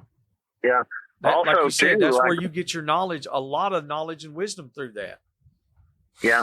When it comes to control and what size you need, like most people think that, an 80-pound dog that's, 24 inches tall at the most and stuff, that ought to be able to control anything out there. Well, that doesn't even meet what I think. That's still your center of gravity is on these bigger boars. That still throws back behind you, What size dog? What size dog is the ultimate dog? To me, I like a dog between 28 and 30 inches. I like a 30-inch dog. What about weight? I like them around that factor in? It depends on the dog's stamina. The lighter dogs that are weighing, like say you got you a 30-inch dog that's pretty long and stuff, and he's weighing around 100 pounds and stuff. He usually got pretty decent stamina to him. If he's 125, 130 pounds, he usually doesn't have. Those dogs don't tend to have the stamina. But as you like, let's say we go up, in dogs and stuff, height and stuff, the size of dogs. Like you got your 36-inch dog that weighs 130 pounds. That sucker's liable to run for days. Yeah. It just kind of. I guess you kind of got you a ratio out there. It's okay. I like the big dogs, but I don't really like them extremely heavy. Okay. I want them to have some good stamina. The stamina, like one of the downfalls of a stag is they don't have stamina worth a flip. You can heat stroke them so easy, and there's like some of these stags that I play with. Gosh almighty, they're high drive dogs, and you can get one killed in an instant. If you don't have some savvy about you as far as stags and how to hunt them and stuff and how to take care of them. And so you like the wolfhound, the Irish wolfhound better? I like their personality, and I'm playing with them. It's a project that's been given to my lap. But actually, the wolfhound doesn't have the explosiveness as they need. They have the speed. If you will sit there and try to develop them as far as their speed goes, if you'll work them, exercise them and stuff, they've got the speed in which it takes to catch. But it takes a big, wide open area for them to run a pig down, because that pig can juke and jive them and stuff, and they don't have that explosive speed that say some of these lurchers do, or like a stag or a greyhound does, to just get right back up on that pig, and he's caught within 3 or 4 strides of him just turning back through himself, and the dog's having to turn back through himself. Mm-hmm. But a wolfhound is struggling to do that. Okay. And then I haven't played with many of them. I got a friend up over in Georgia who's playing with them also, and a lady in South Texas. She's hunts some wolfhounds. I'm kind of getting to know more and more people here.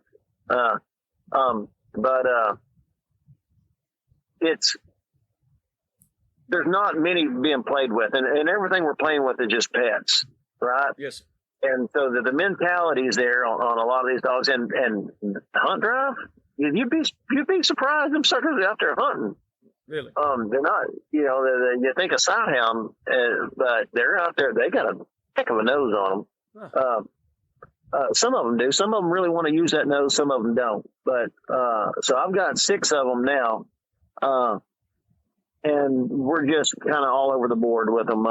So one dog I bought, I'm sending back, and then some other dogs that I really, really like. But you have little issues with them here and there. Like I've got one that she don't want to go through fences. She can get through them, fine.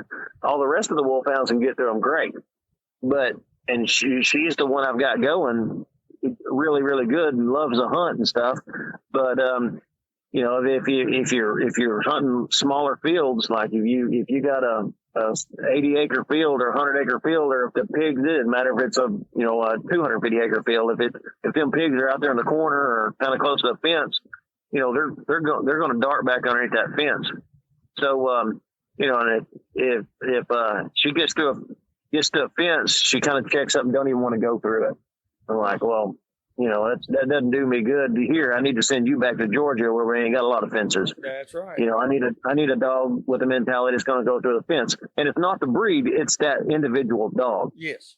I got little makeshift little fences in the pens that my dogs go through. That I teach them not to respect a fence. They got to respect the 6.5 foot ones they're behind. But as far as like a barbed wire fence, I've got little makeshift type fences in there where it teaches them to go through there and the puppies and everything. And it makes the training process. And I do that for the rest of them. Not just the wolfhounds, but it makes the training process go a lot easier. That's pretty cool there.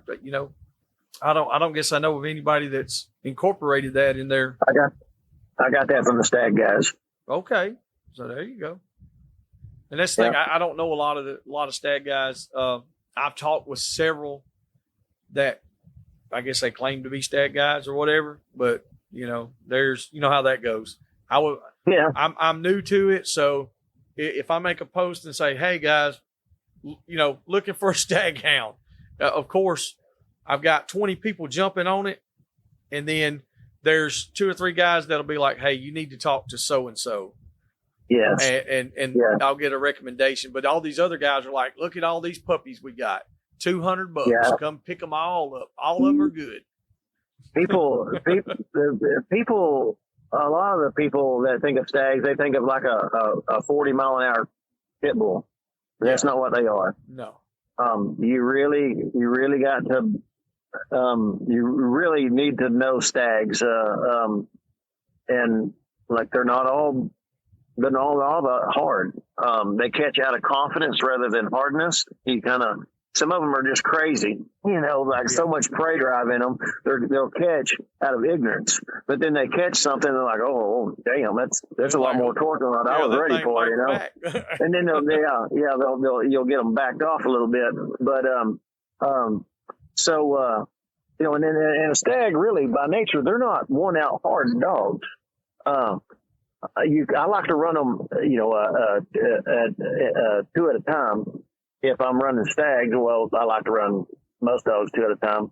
But a stag, he catches out of confidence rather than hardness, and but they're wired to catch.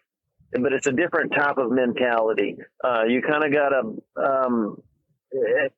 I ain't gonna say you got to develop these dogs, because I'm playing on the guy's yard right now that's got some of the best stags in the country, and I just go up there and I can lead I'll lead a stag over to the trailer that's got a pig in it, and that son of a gun's they wanting to tear that trailer apart to get to that pig. Yeah. And them suckers they're going out there and catching a 160-pound trainer pig that might just by themselves and one out. I'm like, and then others are not interested in it.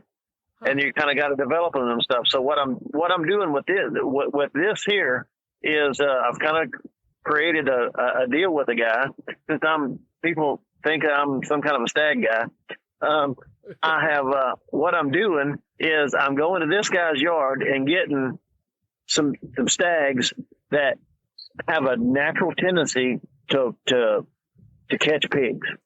They want to catch pigs like they want to catch coyotes, and so what I'll do is I'll take that stag, take him home, hunt him a few times, put a handle on him and everything. A lot of times these dogs that come from these big yards and stuff, they ain't got no kind of handle on them, no nothing. You got to leash break them and everything. So I do all that, and I teach these dogs how to ride loose in the back of a pickup. I teach them how to hunt like I hunt, and they go to it's a turnkey operation. And these people get badass stags, and they're going to pay a little bit of money, but it beats going through about 4 stags to try to get one like that. Yes, and all the time that it takes to get there. Right, and if I happen to get a stag from that guy that's not very good, that doesn't really want to take the pigs, then I just take that stag back and I exchange it for another one. Damn, and me and him. Yeah, and I ensure the people that get a stag from me are they're not my stags or this other gentleman's stags. But I ensure that they get a stag that's damn good. That son of a gun is going to go out there and catch some pigs. And, so that's kind of how I'm dabbling in the stags right now. I'm not breeding them or anything. I'm just going to this old boy's yard and getting them. I got you. You were saying that you usually turn 2 dogs at a time loose. Is there a particular reason why it's just 2? Or does it work better? Yeah. If you're more than 2, and your injuries will go up because the dogs they're not holding clean. If you watch some videos, it's another good point of videos. If you watch a video of 3 dogs on a pig, you'll have 2 on one side and 1 on another, and the one in front, like say he's pulling the boar around, and if he bumps into that dog that's on the other side, that's next to him, if he bumps into that dog, then he shifts positions and starts going back the other way. Well, he's already got this boar in motion, and he's pulling his boar around. That boar's loading up, and he's throwing a punch now and then. Well, if that dog's if he swaps directions, he's going to eat some of them hits. He's just going to take a hit or 2. It's just by default. And so when you rarely a clean holding dog like a stag, that let's say you can go out and catch 50 pigs with a stag, and you might not ever get a blemish on him. If you're running him in a decent little cut plate or something, or a vest, and just to do the nature of how they hold, the clean holding style and stuff, they're all time pulling that pig around and stuff in motion, and versus like a pit or something. Well, we can describe the difference here in a minute, but those type dogs, they'll pull that pig around and out, like say out in front or out to the right. Most of the stags are pulling him to the right or to the left. You're just kind of 90 to the right or something. They're pulling that pig around, and that pig's loading up and he's throwing a punch, but that pig's already pulled that boar can't do it because that dog's pulling him off balance, or the dog's already in a different place than the boar's throwing the punch at. He's already moved. Yeah. But if that dog bumps into another dog over there, now he swaps direction and he just runs right into that punch. And so let's say now you have 3 injuries out of 50 pigs. Well, that's a 300% increase, or 600% or something like that. It's a drastic increase, so when you're playing with that kind of stuff, you can discern a lot. So, and you're watching them videos, you tell why it is. You get a nugget of information and then you apply it to a video. Somebody says, somebody in your past or something says, you run more than a couple of dogs and your injuries will go up. Well, you sit there and you watch it on video, you notice it and you're like, well, they couldn't explain it to you, but yet now you can teach it because you sit there and watch it on video and you can understand what's going on.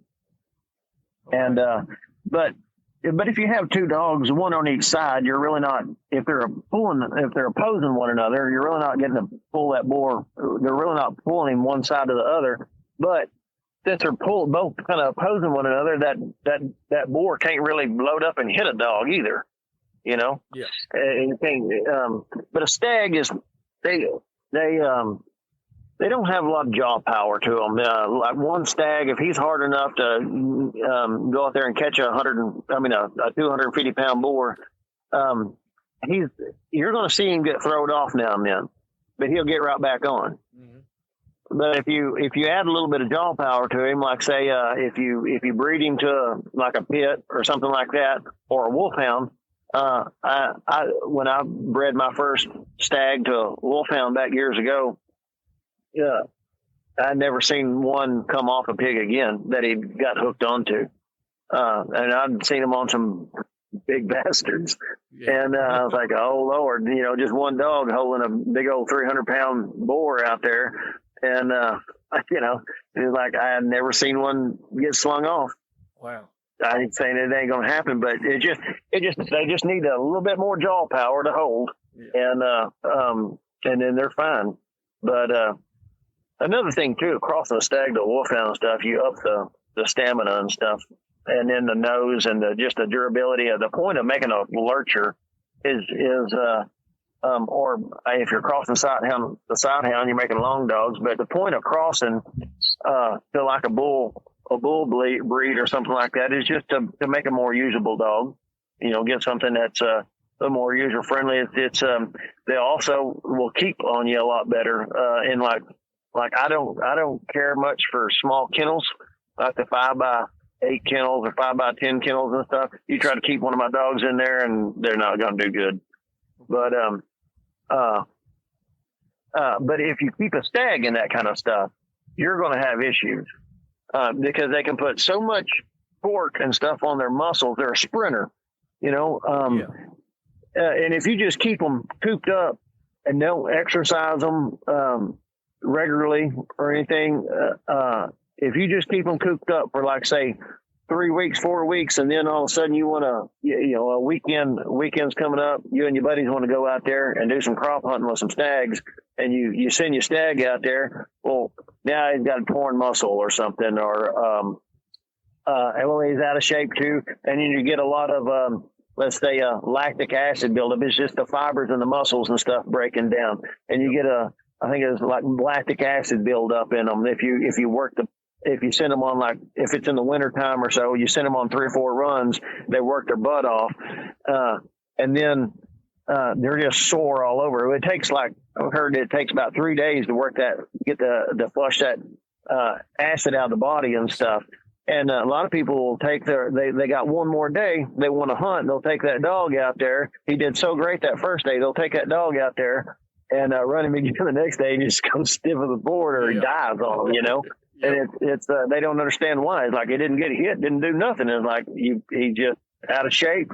That lactic acid got built up in him, just flooded. It just renal failure and stuff. You get all kinds of issues like that. But that's another bad aspect about stags and how they're misunderstood and handled by some of the pig doggers is we tend to keep most of our dogs in a small kennel, and out of not knowing, we go put a stag in something like that and we keep them like that. It's a whole different type of dog, and now we've created some other issues. Like stags and those type dogs, they take a little bit of maintenance, whereas that was kind of one of the reasons that I got away from the stag to begin with. Is there are more usable dogs out there, and I bred a stag to a wolfhound, and man, them dogs caught fire. That was some good stuff. Hell yeah. I'm going to do that again. When you do that, you let me know. Okay, I like to come out and just see them in action.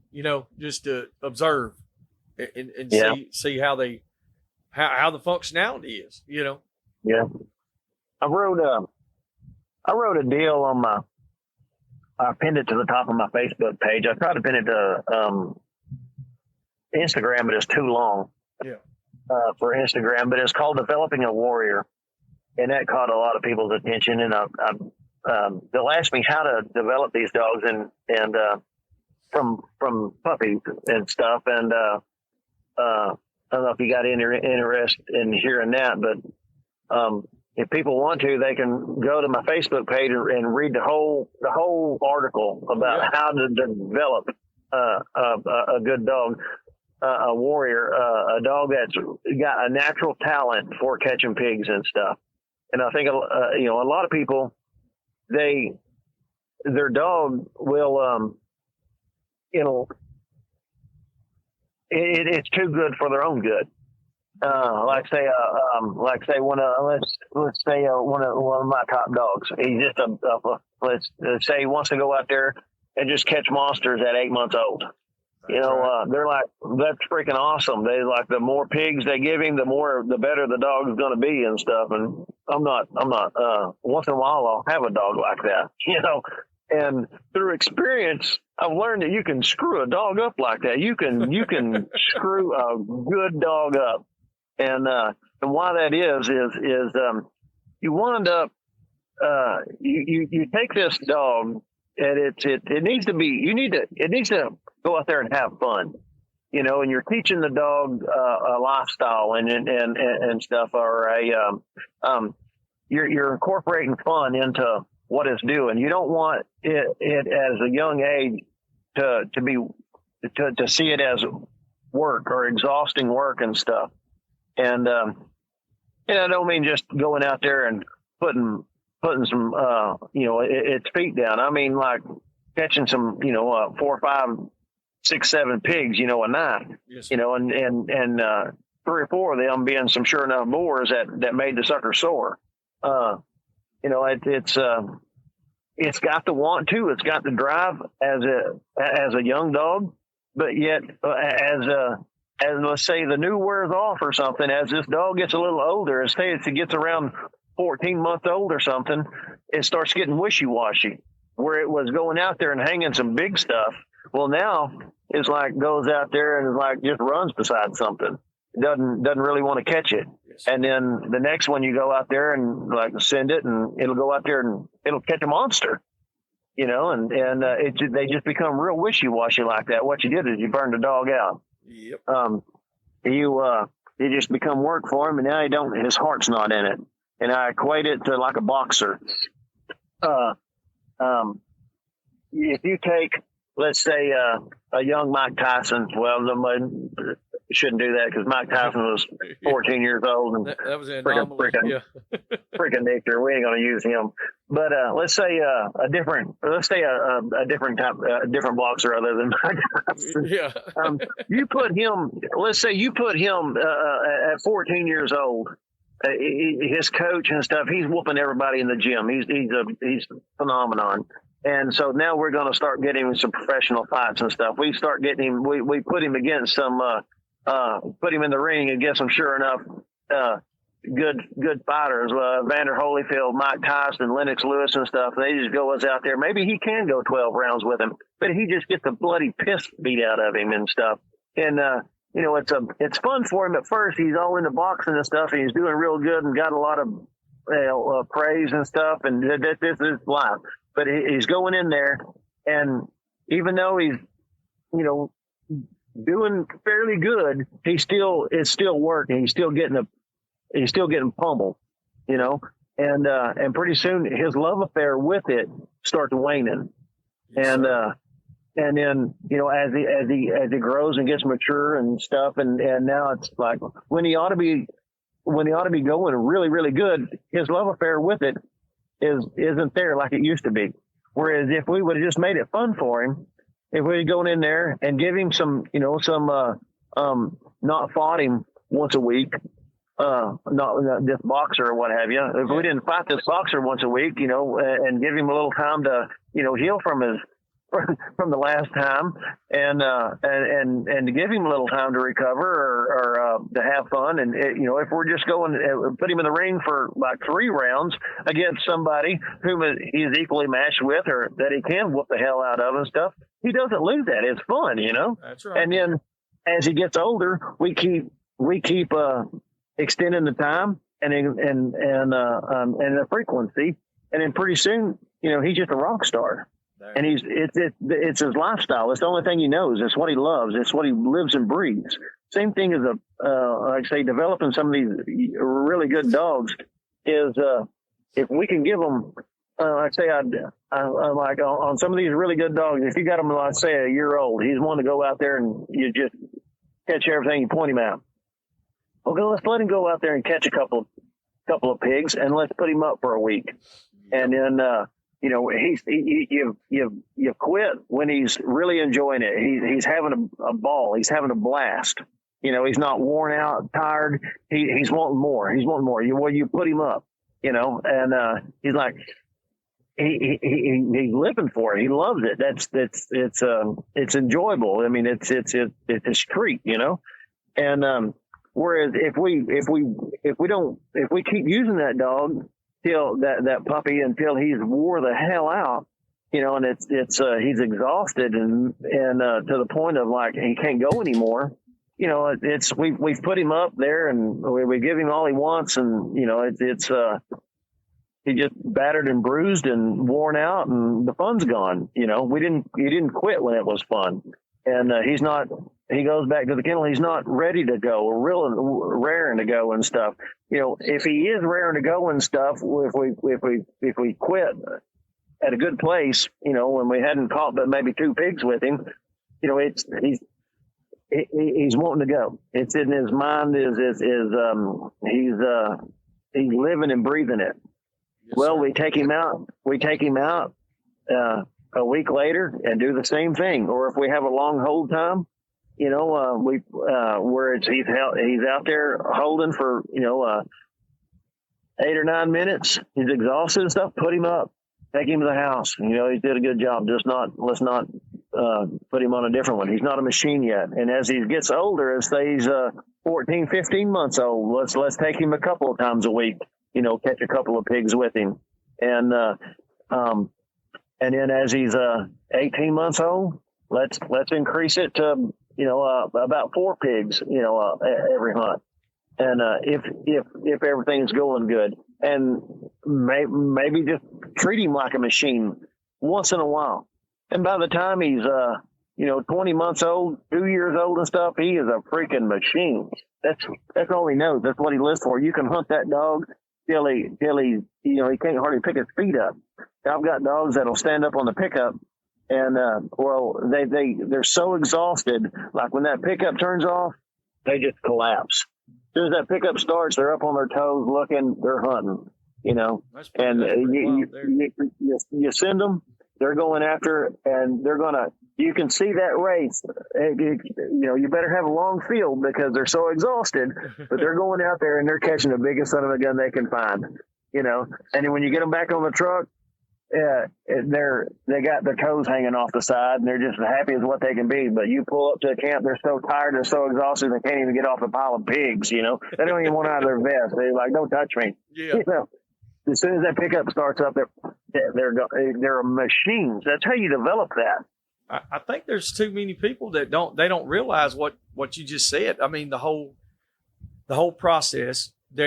Once they get a dog that's young and it's phenomenal, they just keep pushing it. And then when it quits, they're like, I don't know what happened. Well, it's handler error. Like you said, they were that ego got in the way. It's just like us. I mean, you start out doing something and you enjoy it, and then if it becomes too much work too fast, it gets to where it's not fun. It gets to where it just overcomes you, and you're like. But that was one of the best analogies I've ever heard, and you're 100%. That's how you make a machine. That's exactly right. I hope listeners out there really, really pay attention to that. If don't get nothing else from it, pay attention to that. Don't rush it. Take that baby and just let it build him up. Build it up. Yeah. As a breeder, I want to. There's a difference between a breeder and a handler, a huge difference. Yes. And I see a lot of handlers or people that have this developing type mentality, breed dogs. And that doesn't make you're not a breeder. No. There's a whole different level of standards and stuff. If you are a breeder of working dogs, you have a whole different level of standards and what you tolerate than a developer. It's totally different, and a breeder, his standards and stuff are going to be a lot harsher than the developer. Your breeder is going to be culling some dogs, and they're the ones that are going to be producing the working dogs. But a breeder also does need to work the hell out of their dogs. If you're just producing dogs and you ain't doing much hunting, then you're not. I've seen it with some lines of dogs that a lot of people like. They don't hunt. They're sending a lot of dogs out to hunting homes, and some of these dogs that they're bringing out, these people that have brought out to me. To hunt with my dogs, they're straight up culls, and I can almost tell you which kennels they come from, and I'm like, and I get to talking, people get to seeing them on Facebook and say, hey, that dog come from this particular kennel, didn't it? And I was like, yes, it did. It's like, well, and they're like, so and so's got a dog from that kennel, and it sucks too. Like it won't catch. But I got one from that kennel, and it's the best dog I ever had. You know, and it's like they're not producing consistent dogs. They're producing some really good dogs, and they're producing a lot of culls. And if you're not, that's a problem with if the breeder isn't hunting, his butt off or their butts off, then and hunting these dogs that they're breeding and stuff, and that they're producing, they got to be hunting the stuff that they're producing too. You know, then you're not going to be breeding real good, consistent dogs. I don't think, in my opinion. I agree. But I don't think there's no way that you could do it if you weren't a part of the whole thing. Yeah.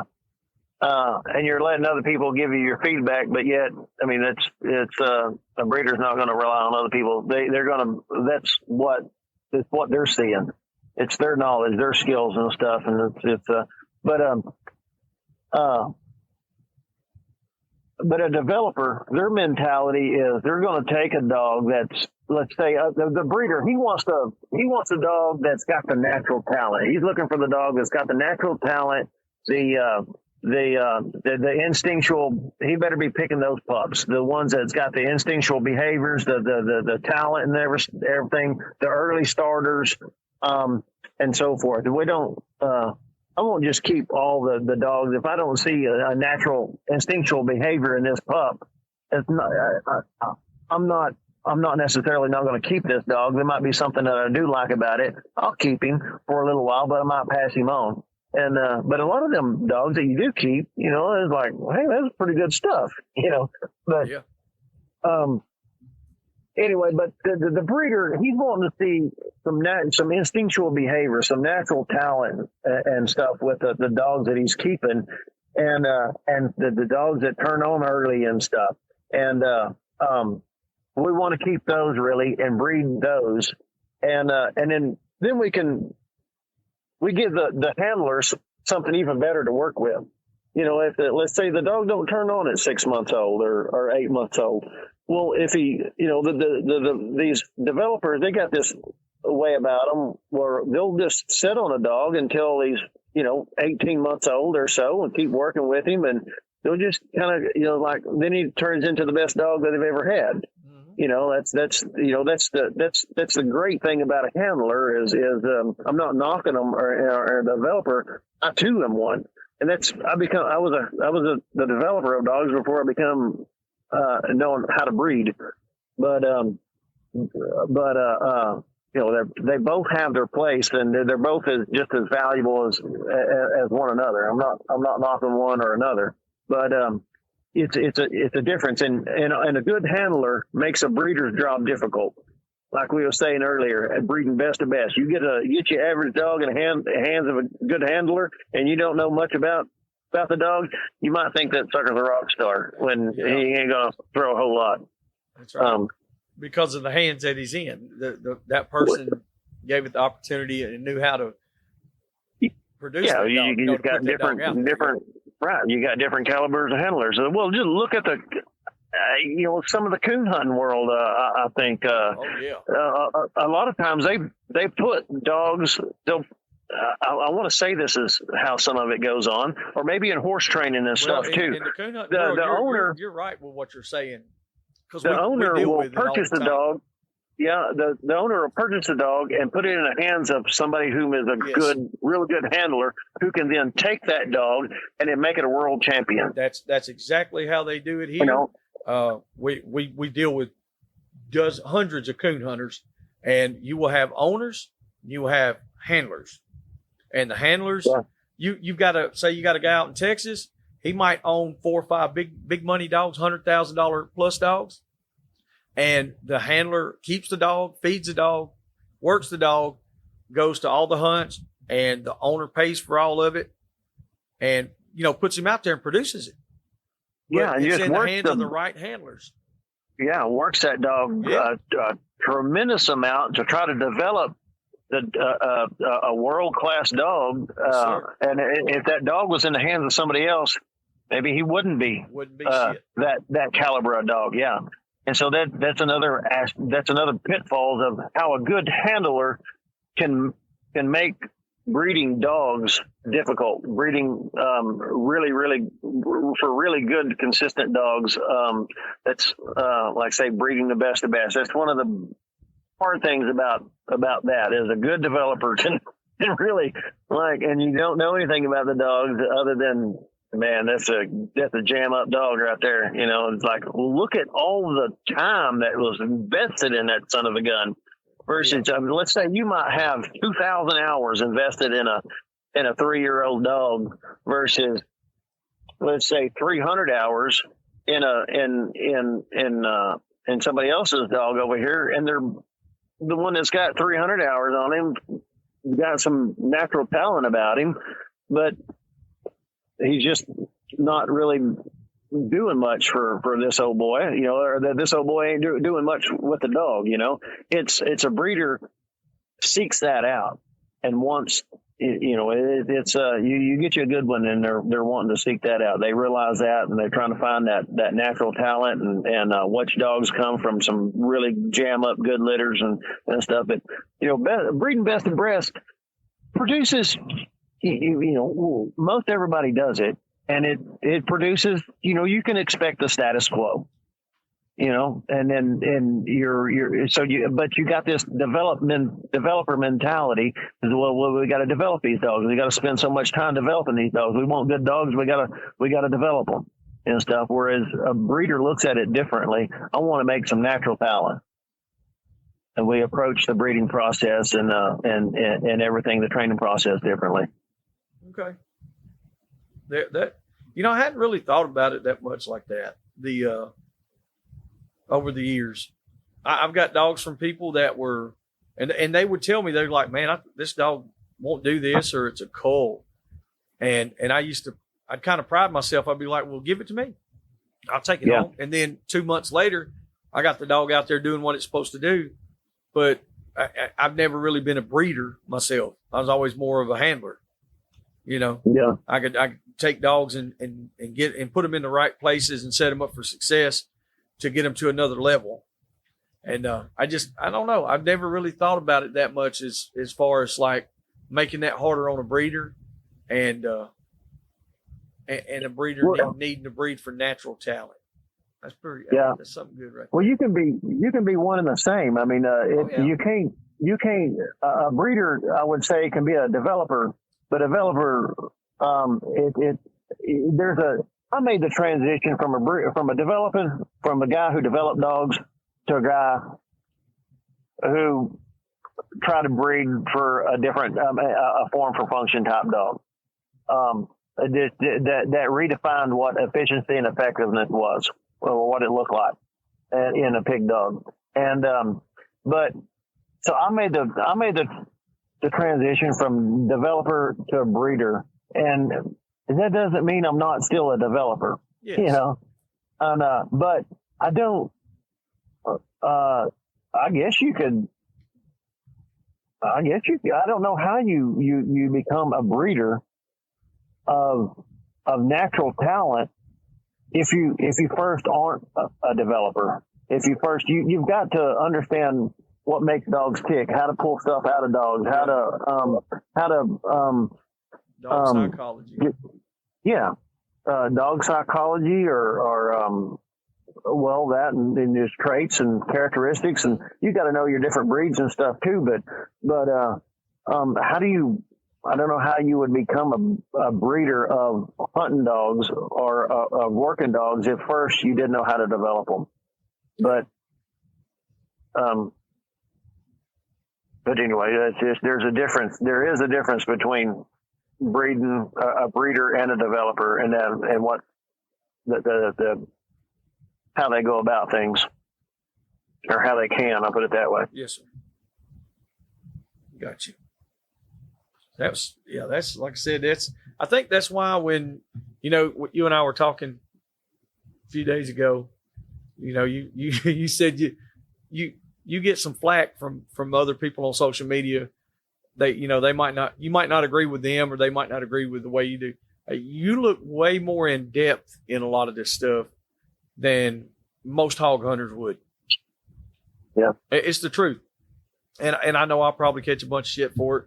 People out there. I'm not saying that one person's smarter than the other. A lot of people just don't look into it. All they do, they just worry about catching a pig. Take it at face value. At face value, exactly.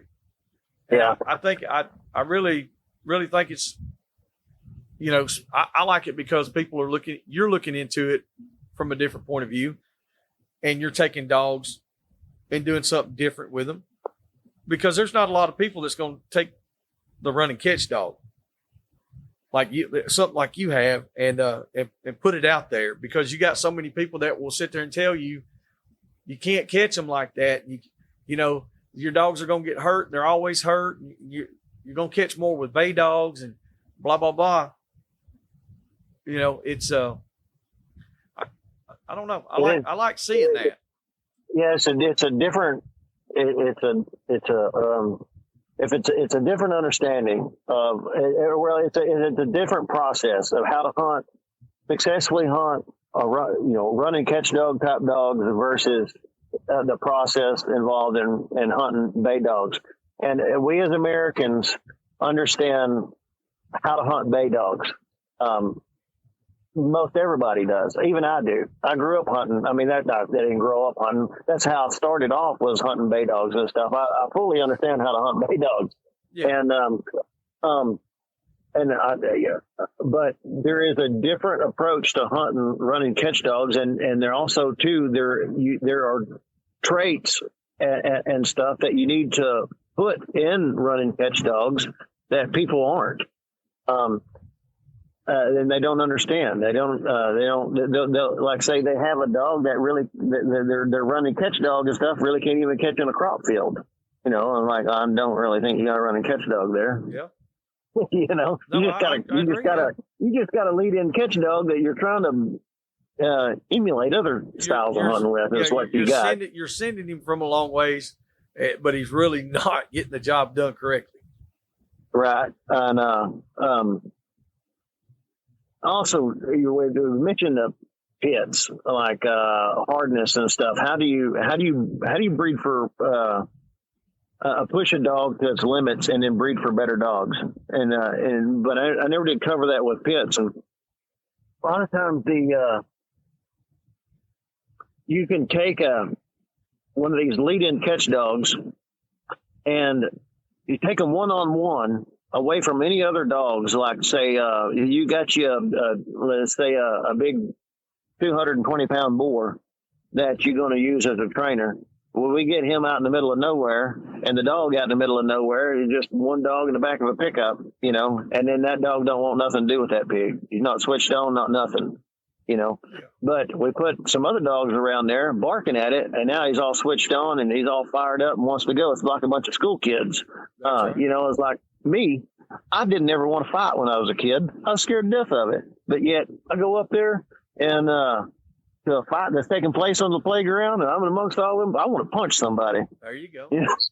It's the same. It's the same type mentality as what's going on in some of these pits. Or these other lead-in catch dogs. You really don't know what you got until you get them away from all the other dogs and all the excitement and the hype and stuff. You get them one-on-one with something that will test their mettle, and you turn them loose. You let them go. Let the battle begin, and you see what you got. And a lot of these people that claim that they got working dogs and stuff. I know one guy is a very prominent guy. You're gonna know who he is. I had it out with him before about he used to tell me that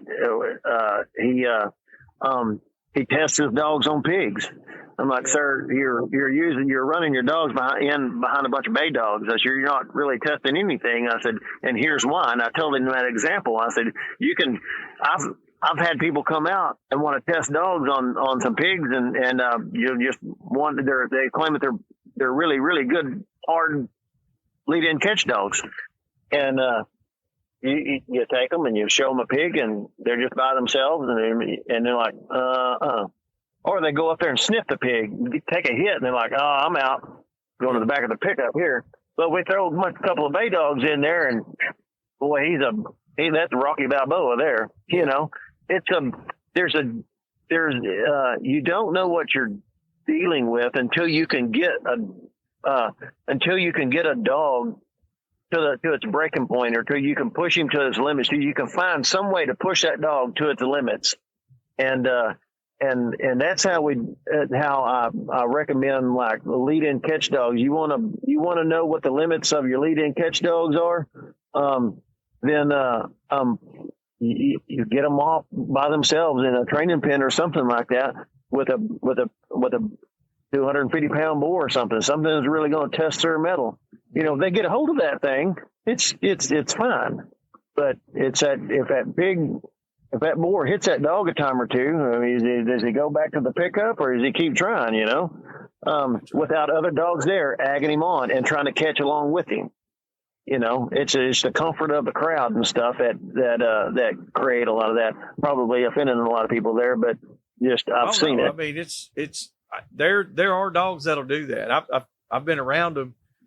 Don't particularly have dogs like that myself, but like you said, and you have a dog that'll chase a hog for a little ways after. It's like if it went in there and missed and the hog broke, bay dogs are on it, your catch dog's running behind it. It'll quit and come back. You know, yeah. Then I've seen some that you couldn't make them stop. You know, they had so much drive that they wanted to go. And those were catch dogs, like you said. Yeah. But that dog had already done had his mettle tested over and over again. And yeah, but people, I've talked to some of they think they have a good dog, like you said. They think they really have one, and they don't. Yeah, I've talked to. Just due to the social media and kind of who I am on the Instagram and stuff, it has opened a lot of doors for me. I can dang near talk to about anybody in the world I want to, I guess, because of that. And I've talked to some of the elites around the world with the hunting dogs, like catch dogs, sure enough, badass catch dogs. Yeah. And what they tell most people, well, I'm able to have a different kind of conversation with them. And then, like, I get told what really goes on. Yeah. And you would not believe the standards in which these people have. You know, and then some of the other countries and stuff who actually have some performance dogs, you know, like, holy moly, you know, yeah. I thought I was better. Well, when I started with the Jags, that's where I based a lot of my stuff from people in Germany and Czechoslovakia. Yeah. And Hungary and Yugoslavia. Yeah. And I promise you, like you said, those guys there, there would be a huge culling of dogs. Yeah. Here. A huge amount. Those are breeders and stuff. And people, majority of the people most all the people I've ever talked to in America, most of the people, they don't comprehend that. They don't understand what these other people understand, and their dogs reflect it. You know, they're just, they're tremendous dogs. Yes. You know, like we're envious of some of these dogs that come from overseas, or some of these caliber dogs that come from overseas. Well, you really find out what goes on. You know, you have a private, you know, if you can really befriend, you know, some of these guys and talk dogs with them, they understand that you're a dog man. The way they test is totally different. Then the conversation that you have and how you also too, they can teach you stuff. Some of what I've learned isn't that I didn't really get myself. It comes through, you know, one dog man talking to another. And when you start talking to the best that there are around the world and stuff, you can kind of learn some stuff, you know? Yep. Just shut up and listen. Like, I'm all ears, buddy. And, but you realize that when you talk to those people, you know, that's a lot of where the breeding and stuff, breeding versus developer type conversation come from too, was talking to the elites around the world like that. But it's we don't know much about that here in the U.S., it seems like. and when it comes to how they breed dogs and what they're keeping and what they're culling and stuff, we don't have them kind of standards. No, it's when And we started the American Hunt Terrier Association years ago. Anytime we would have a trial, we had the terrier trials, and we did some private testing as well. And won't get into that a whole lot because, like you said, people won't understand it. And that's why when we were talking about the Jags earlier, I was like, well, you can do certain things with them, but it's not like what most people would do here in the U.S. They don't. They think, well, that dog hollered, or oh, that dog got hurt. Well, that doesn't even factor in. That's not part of what I'm doing. That's not part of what they do. And like you were talking about with the catch dog to see what it'll do. Not long ago, by itself. a couple years ago, we took one, and the guy kept talking about it, and I said, well, let's see what he'll do. And I had a pretty nice hog in the trap, about 200 pounds, in a 4x8 trap, opened the door, threw the dog in there, shut the door. And we seen what it would do. It wasn't near the catch dog he thought it was. Yeah. You know what I mean? He was like, oh my God. I was like, well. Yeah. It didn't work near as well. Glad we didn't breed to that one. Well, exactly. And it turned out, I mean, the dog tried. I mean, he did. But he just wasn't what he thought he really was. Mm-hmm. And I had one that kept wanting to catch on the damn ass or on the side. So I said, you know what? We're going to fix him too. And he learned what the head was. And it fixed him. Yeah, that's a good way to. It did. It fixed him. I've done that quite a few times with a dog that he'll grab the head, he'll go to the head, but say if there's another dog there, he'll default to the leg or something, or he just wants to try to maul the pig or something. Yeah. Like I say, I've had some just regular bull terriers that will just they want to catch anywhere and everywhere, and it's like they've got to learn how to grab that head. Yeah. And you put them in a pen with something that will roll them up. They won't quit, but in an effort to stop getting beat up, they'll grab that head. They'll learn that when they have a hold of that head, they're not getting beat up.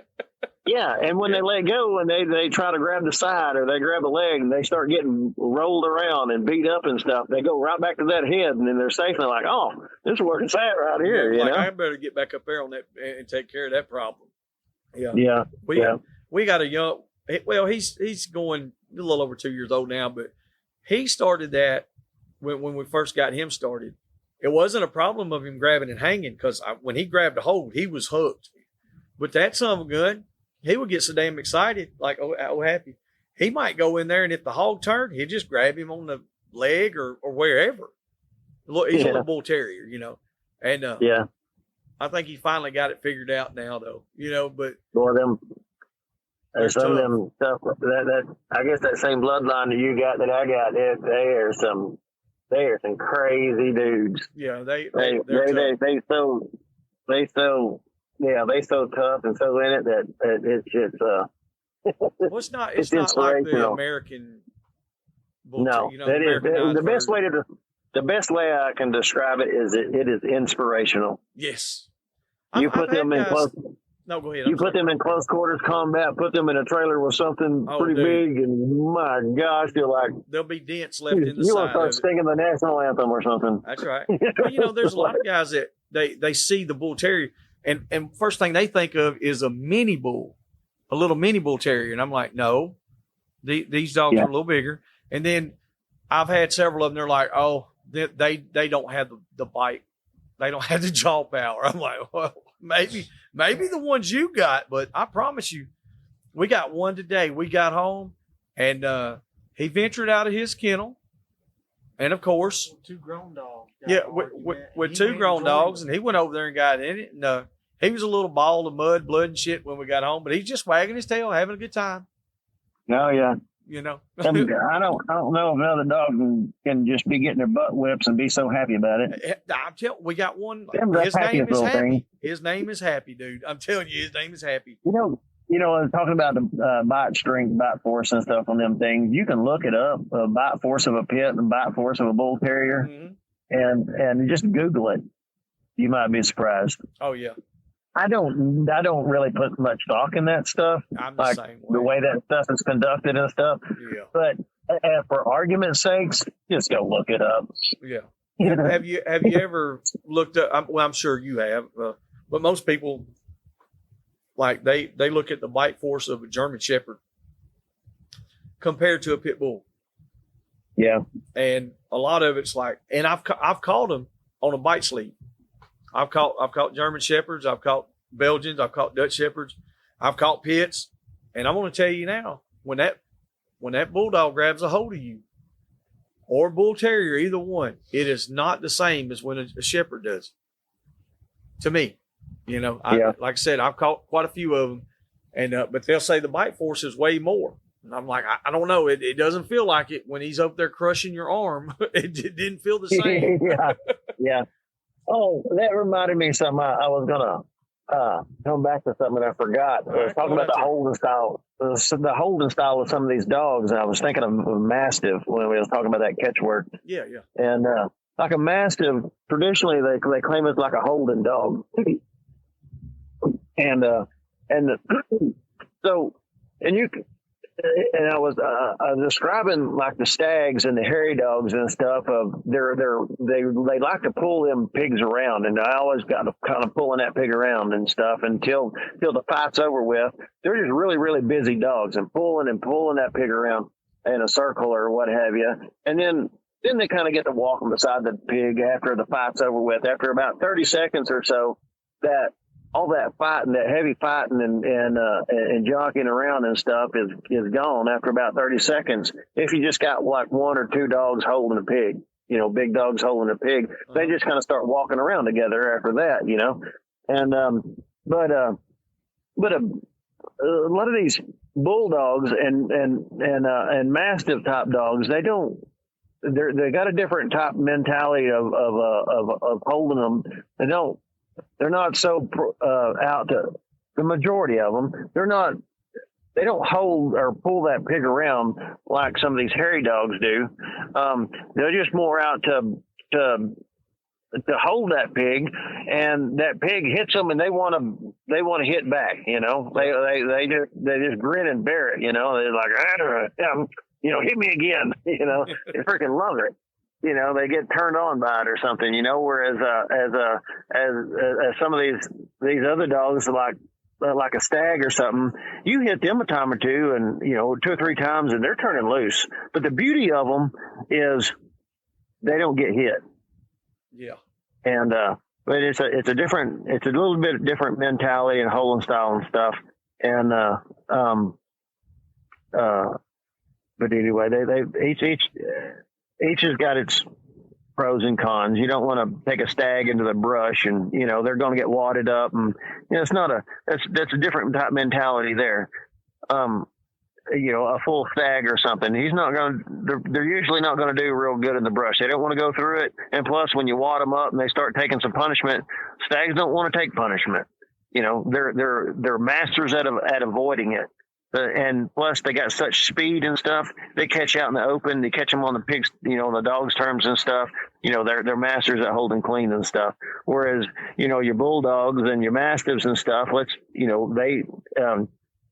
they get wadded up and get punched and stuff, and they don't care. That just turns them on. Yeah. And so there's we want to. You kind of match your dogs for the style and stuff you're hunting. And if you're hunting both, like my dogs I like a dog that can kind of do it. My old dogs that have got a lot of bull terrier and wolfhound and stag in them and stuff. Those type dogs that I breed or used to breed and stuff, they get in there and hold just as good as all the pits that I've seen or that I've had and stuff before. They pretty daggum good. There you go. And also too, you make a big athletic dog like that. Like some of these dogs, he can get through a lot of these briars, like say a deer. You ever jump a deer out of the briars and stuff? That stuff will get through there pretty daggum good. Same thing with some of these other dogs, but if you're a lot of these people that say that like a big dog can't get through the heavy brush as good. Well, I've seen this brush in East Texas that they're talking about, and I've hunted it before, and like, I don't disagree with you. It's some of that stuff. It takes a specialized dog, but a lot of it that I see in pictures and stuff, and what I hunt, and like I used to hunt bay dogs around here, and people will tell me that your dogs can't catch where my dogs do and stuff. They can't. They're like, catching in there before you were. Yeah. And they've never seen what I have or what I've produced or stuff like those caliber of type dogs are more athletic. I mean, shoot, they'll jump clear over they might try to jump in a pickup, and they just jump clear over the pickup, off, the side of the pickup, it's like, slow down before you do that, buddy. Going, yeah. I've got a hot wire above a 6-foot fence in order to keep them from jumping over. I'm not crawling over. I'm talking about jumping over. That's right. And it's that type of athleticism coupled with the mentality. If you can put a mentality in there like a pit or a bull terrier or something, if you can tweak that mentality, then you've got you a pretty nice dog, a very versatile dog that can go in and he'll get through the brush just as good or better than like pit. When I was running these lead-in catch dogs and bay dogs and stuff, and coupled with some of the dogs that I first started producing, the dogs that I first started producing or that I was breeding from they were catching before the pits could, because the pits were getting hung up in the briars, the green briars and stuff, and they couldn't. Yes. They're trying to find a way around it and stuff. And these other dogs that I had, I mean, they didn't have the dog caught, and sometimes the pit would never get there. It's like, well, that was just a pit. I'm like, well, you could be right, because I didn't have a whole lot of them, but I had enough of them to say, well, it's not a blanket statement. Some big dogs can get through there pretty daggum quick. They surprise you. But if you're getting these old mastiffs and stuff that coming from the house, and he ain't never been, that sucker can't run 100 yards without needing to suck down a half gallon of water and lay in a mud hole. That's right. He's overweight and stuff, and if that's what you're thinking as a big dog and don't want to go through the brush and stuff, I get that. But and a lot of these, and what I'm saying comes from, like, let's say about 8 or 9 years ago and stuff, when I was on some forums kind of teaching this stuff, what I was seeing and all the feedback and pushback and stuff off these particular forums and stuff I was on. Some of what I'm talking about and the arguments that I'm kind of making are coming from a lot of that back then, not so much nowadays, especially because it's so much.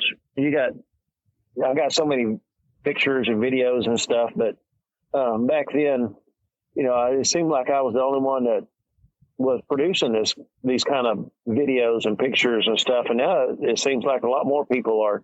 Yes, but, it was 10 years ago. It was a whole different deal, Yeah, people did not believe these big dogs to get through brush or anything like that. And we had the little dogs, so we were at the opposite end of the spectrum. And like I said, we were doing it and doing it consistently, but it was on the hog's terms. Yeah, and we did take damage and stuff like that, but I know exactly where you're coming from with that, because it's like it was almost a never-ending. I'm not even going to say an argument, because they were arguing with something that they thought, and I was telling them something that I knew. It's like, I'm doing this. They're like, well, you can't do that. Well, I'm doing it every damn day. Yeah. And same thing with you. You're there, because I was told the same thing. Those big dogs cannot get through these bushes. And I've seen it time and time again. Like you said, what kind of big dog, though? Is it a dog that's built and bred and made to do this? Or is it like a water buffalo? Yeah. And too, let's and I talk about getting to the brush and stuff too. I'm comparing them to their pits. lead-in catch dog to lead-in catch. If you want to use my dog like a lead-in catch dog, he's, in the majority of the places, as you're saying, a big dog can't get through, he's going to whip that dog. He's going to beat your normal lead-in catch dogs there. Yeah.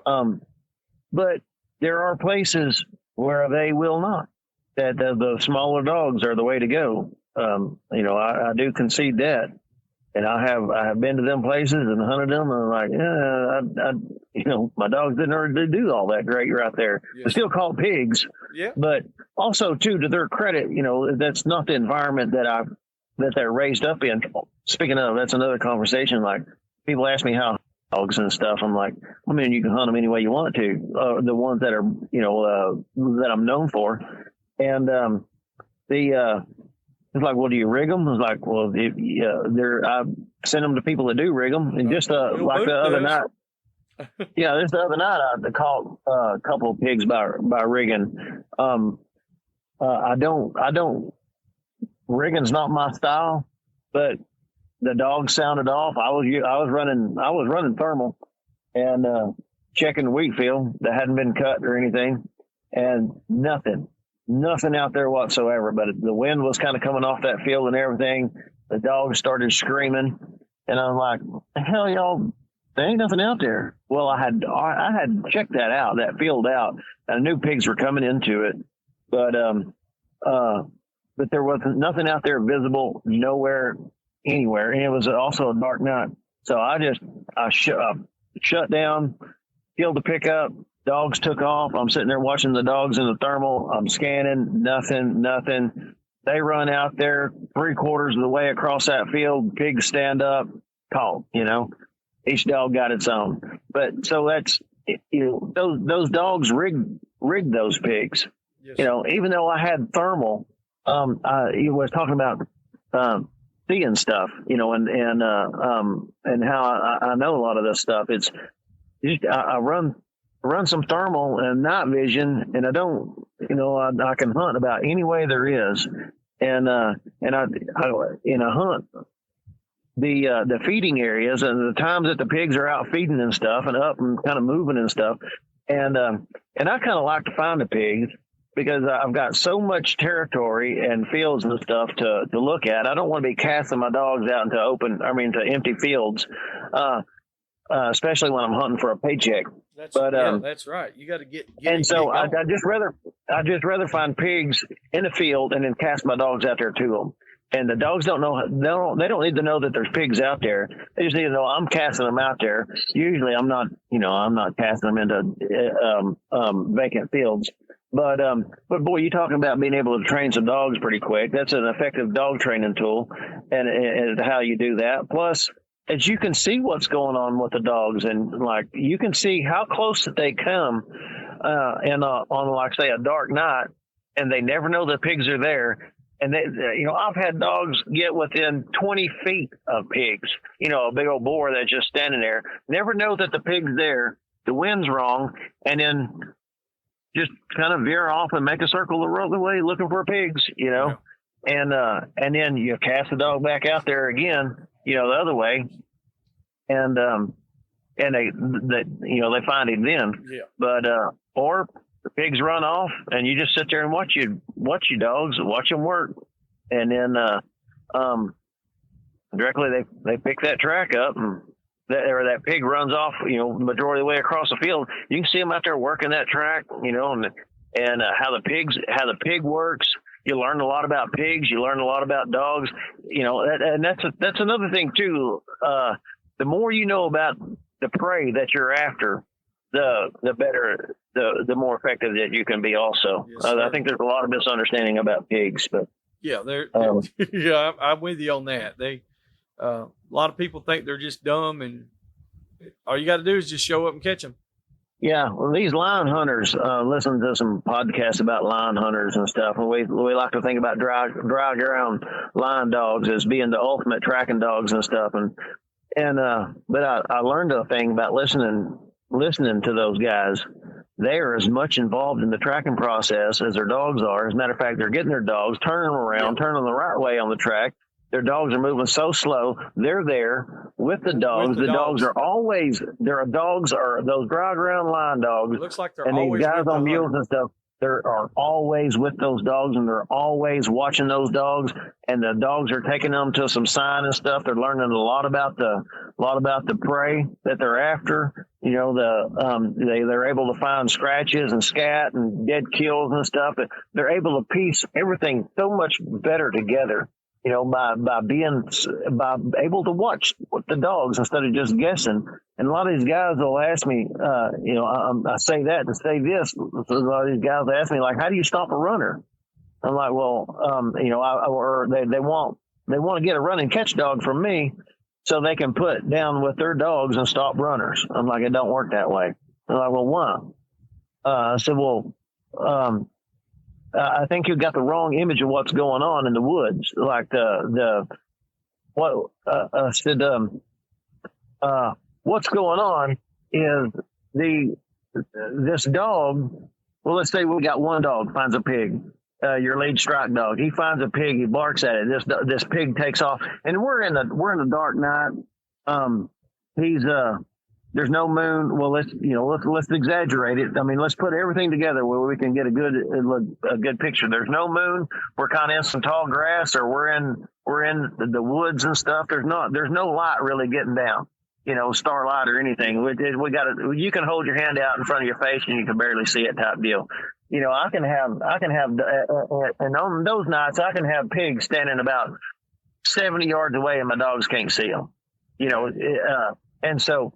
If you put tall grass and trees and briars and all this other stuff in front of the dogs and stuff, and you've got your dog down there about his eyes are about as high as your knees and stuff. They're just barely, they're not even to be able to peek over the grass and stuff.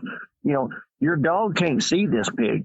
It's that he's finding it by his nose. He's keeping it up. He's staying behind that pig by his nose. You know, and that pig's running. That pig is running on that dog, and the dog keeps after it. The pig, after a while, stops. He barks at it. You know, and then a lot of times everybody's trying to get the other dogs there, the other bay dogs to it, and they want to. You know, and they're having a hard time because those bay dogs are just listening, and they're going to where that dog last barked, and then they can't. And now they're 500 yards to the right over here before that dog barks again, and now they want to go over. Well, they can't even get their own bay dogs there. Yeah, well, how you going to get a run and catch dog there? You know, that you don't think has as good a nose. It's just got speed. Well. It's not a speed game. You can't see. To play a speed game, you got to be able to see the pig. You know, it's just a nose game. That run and catch dog can't go no faster than what its nose will allow it to stay behind that pig. If it overruns that track, he can't. He's lost. You know, he can't run no faster than what his nose will allow him, and because he can't see. And he's in the same boat as all the rest of the dogs. And if he's playing the same game, if he's not using his nose to find that strike dog and that pig, then he's not going to get there. Same way with the other dogs. And if he can use his nose to find that strike dog and that pig, then why do you need the strike dog anyway? Yeah. Yeah, because then all you need is a run and catch dog. Yeah, and then so they don't understand that they think it's a visual game. As soon as that dog makes contact with that pig, well, now he's all the time in sight contact with that pig. You know, it's like, why ain't he barking? Why ain't he barking? Well, he ain't seeing the pig. He's not going to bark at the pig unless he's looking at him. You know. Yep. And then and it's just. It's that process that takes place that they don't understand. So many people that have contacted me over the years wanting one of my dogs, or they think my dogs is the answer to their problem. They don't understand the game that they're playing. It's like, my dogs ain't going to solve your problem. If you want to stop a runner, put the bay dogs up, grab the catch dogs, run and catch dogs that are fast enough to catch the daggum thing in the open effectively and efficiently. I don't mean take them 400 yards to run it down. I mean, catch them within 50 yards, right there. Yeah. Yeah, if you want to stop a runner, that's about the only way you're going to stop a runner, unless you can get the whole gritty pack to him, you know. That's right. So I don't advise putting catch dogs on the ground with bay dogs. I know in some places they do. Some places they swear, like man, that's the only place I've some guys have contacted me before. And due to the scenario that they've presented to me, I'm like, I agree. That's probably the only way that you can catch them, Yeah. But, to me, that is the deadliest form of hunting that there is. You're going to get the heat stroking. You're all the time caught on the the pig's terms. You're caught in the nastiest places that you can be. You're caught, miles, wherever the pig wants to finally stop and bay up at is where you're going to catch him at. And it's always in the nastiest, thickest stuff away from you. It's probably, 2 creeks away. It's on the neighbor's neighbor. Yep. And so forth. Damn, sounds like you've been hunting with us. Yeah. And like I said, that's the kind of I can look back and laugh at it now, but there were several times where when I'd turn them, I was like, boys, we're messing up. I already know it, but we got to get to it, and finally it just got to a point where I was like, this is not worth it. We got to change it up. We either run and catch dogs or we run bay dogs with a walk-in bulldog. Yeah, that all the time trespassing too, like catching on the pig's terms, is you can't control where that pig goes. No, if you're not catching, if you're running a dog that's catching on the pig's terms, it's the control is left up to the pig, really. Anyway, that sucker's going to run wherever it wants to. We can't control that. Yep. And the property's not getting any bigger or anything no more. And at first, it's for a young man and stuff, it's fun to go out and do all this stuff. And it's like, well, we're on somebody else's property. It's like, it has a sense of kind of a romanticism to it to a young man and stuff. But after you've been stuff. Yeah, after we've been doing that for a while, and after we got kids and families and stuff like that, it becomes kind of stressful. Yes. And like, well, I don't need that headache. I don't need that problem and stuff. And that's another reason we tend to get out of hunting and stuff, is because of that element to it. Yeah, and that's another element to why some people get out of that, I believe. And but that goes to like residential work. I've done residential work with my dogs quite often over the years, and you can't do that with like bay dogs and stuff. And how you do that is or how I've done that before is people come to you or city officials or something. They'll come to you and like most of the time it starts off with just like neighbors.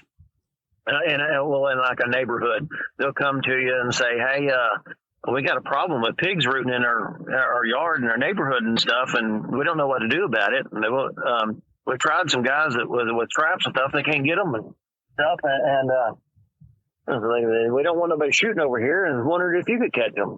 I'm like, well, sure can, And so you can run this night vision and thermal. And these top dogs and hunt these pigs and catch them in these neighborhoods. But I'm like, well, you've got to. I want to make sure that you've got. You need to tell everybody around you in the neighborhood, front and back of you, and them also that what y'all want. Y'all need to kind of be in agreement on this. Like, okay, so most of the people ain't got no problems with it. A lot of times, it's if they got it. The people that do have a problem with it will do your legwork for you. They really want the problem done. And so they're like, oh yeah, well you come on. And so then you show up with your night vision and your thermal and stuff. And usually in the suburbs and stuff, you don't have to run thermal. You just run some night vision, and you're just looking and you kind of find the pigs and you send your dog out there and you catch, and it's a real quick deal. It's you don't, they don't go but 1 or 2 yards over. And a lot of times they'll just kind of, sit right there and wait on your dog and stuff. There's no pressure on them or anything like that. And they're used to dogs and stuff like that. And it's just a quick run up there and catch and, dealing with sometimes there's some big damn pigs. Yeah. More. They get them in those scenarios there. They're, like you said, they're hid out They don't have no pressure on them. They eat constantly. Yeah, and but you want to have really good trained dogs to do that. I mean, your dogs ride loose on the pickup. You don't want them going after other dogs. They need to get off when they're told. You really need to, and you don't want them running off, relaying and stuff like that. You really need to have a good handle on your dogs to do that kind of work. And, and then you can do that. Obviously, those pigs, when they start hitting, they like them well manicured lawns. It seems like in the water. So those that are watered and stuff, they love. It's like they love the worms and the grubs and stuff. And they'll root them yards up, and they get in them affluent top neighborhoods, and then City Hall gets involved. Then people will go to City Hall, and the mayors and stuff will start singing. I've heard that before. Yeah, they want the problem. They want the issue resolved. And you can, if you got them top dogs, then you can be a solution to that. You can also get you I've talked to them officials and stuff. Well, like, we're going to try this, but if this don't work, we'll open up a $30,000 a year position for you. I'm sure we can get that. And I'm like, well, I didn't mean it for it to turn into, a paying. I mean, a full-time job, but not bad. Okay. But with these top dogs are so versatile. They can catch in about 85% of or more of where you find the pigs. You can do so much with these top dogs. You can hunt any type way you want. I don't recommend getting long range top catch dogs, because then you're adding the element of heat stroke in and being caught in places that you probably don't want to be caught. That's right. It just short range dogs that stay pretty busy. Or that have a lot of hunt drive and stuff. That's to me, that's where it's at. If you're a pretty good hunter and stuff, and also too, like thermal and night vision and stuff can help you out in that area. And also too, hunting in deer season. I hunt year round. I hunt the crop fields and stuff. You get the landowners and stuff. They're like, I don't want you really interfering with the I don't want you causing drama with the hunters. Yes. Yeah. And so when you can catch on the dog's terms, you catch in these fields, like, I don't want the pigs in my fields, but I don't want you causing drama between the landowners. Can you kind of do it? Can you fly under the radar here? And like, yes, sir, sure can. There you go. And then out of, I think about 10 years that I've been doing this year, I had my first encounter with a hunter. Out of 10 years, I got caught on a game camera. He had it at the damn gate as a field. I was like, how in the hell? He was trying to catch somebody coming in the gas. That's all it was. Yeah, that's all it was right there. But I got caught. If he hadn't been doing that, then you wouldn't even got caught. Yeah, but it was the game warden. They contacted the game warden, like, somebody's going in here poaching and stuff. Well, they contacted the landowner.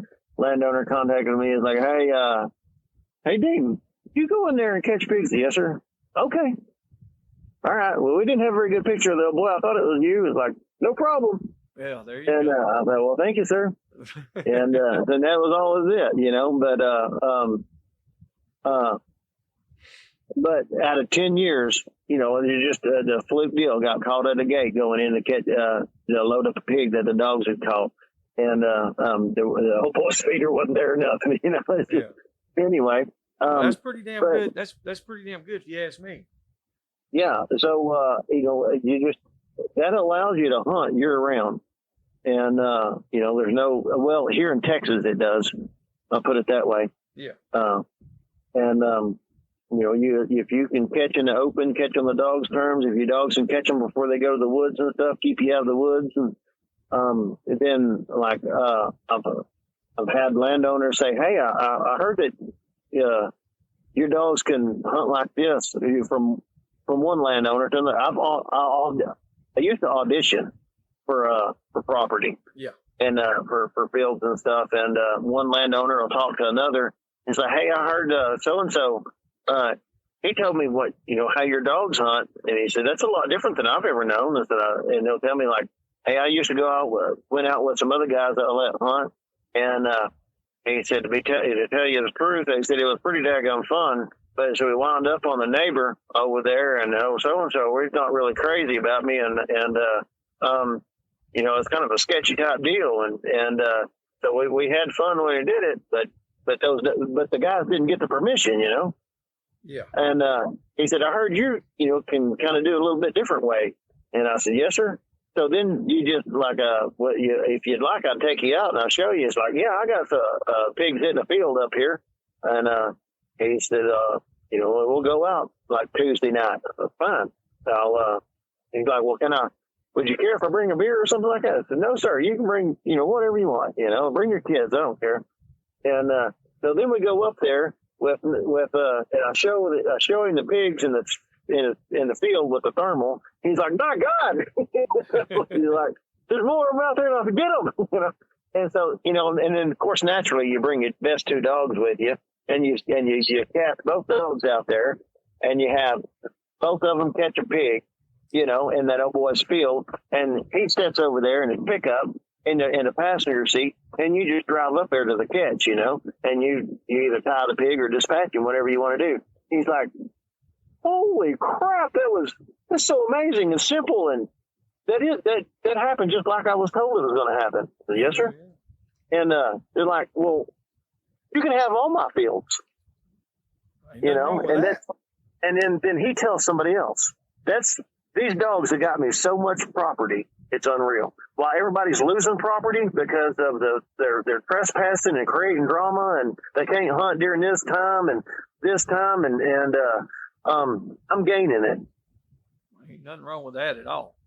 Yeah, and it's just another one of the perks and the aspects of these type dogs is like, people's wondering how to, it's just how do you adapt with the changing, with the times and stuff that are changing. A lot of people is wanting dogs with more and more bottom, and sure enough, those are great dogs and stuff.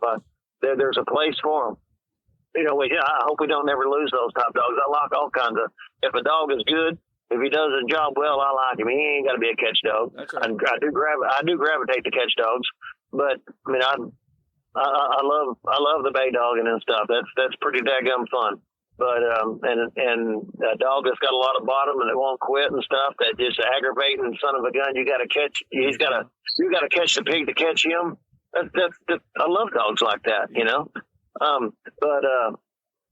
It just doesn't work for you. I like for other people to have. It just doesn't work that's for you. interesting. Yeah. But and ain't nothing wrong with that. Everybody's got to have something that works for them and where they're at, Yeah, but those dogs are getting less and less practical. The country is getting split up and divided up more and more and more. Yes. And it's just the people are wondering, going back to this politics and stuff, like how do we preserve our rights and stuff? And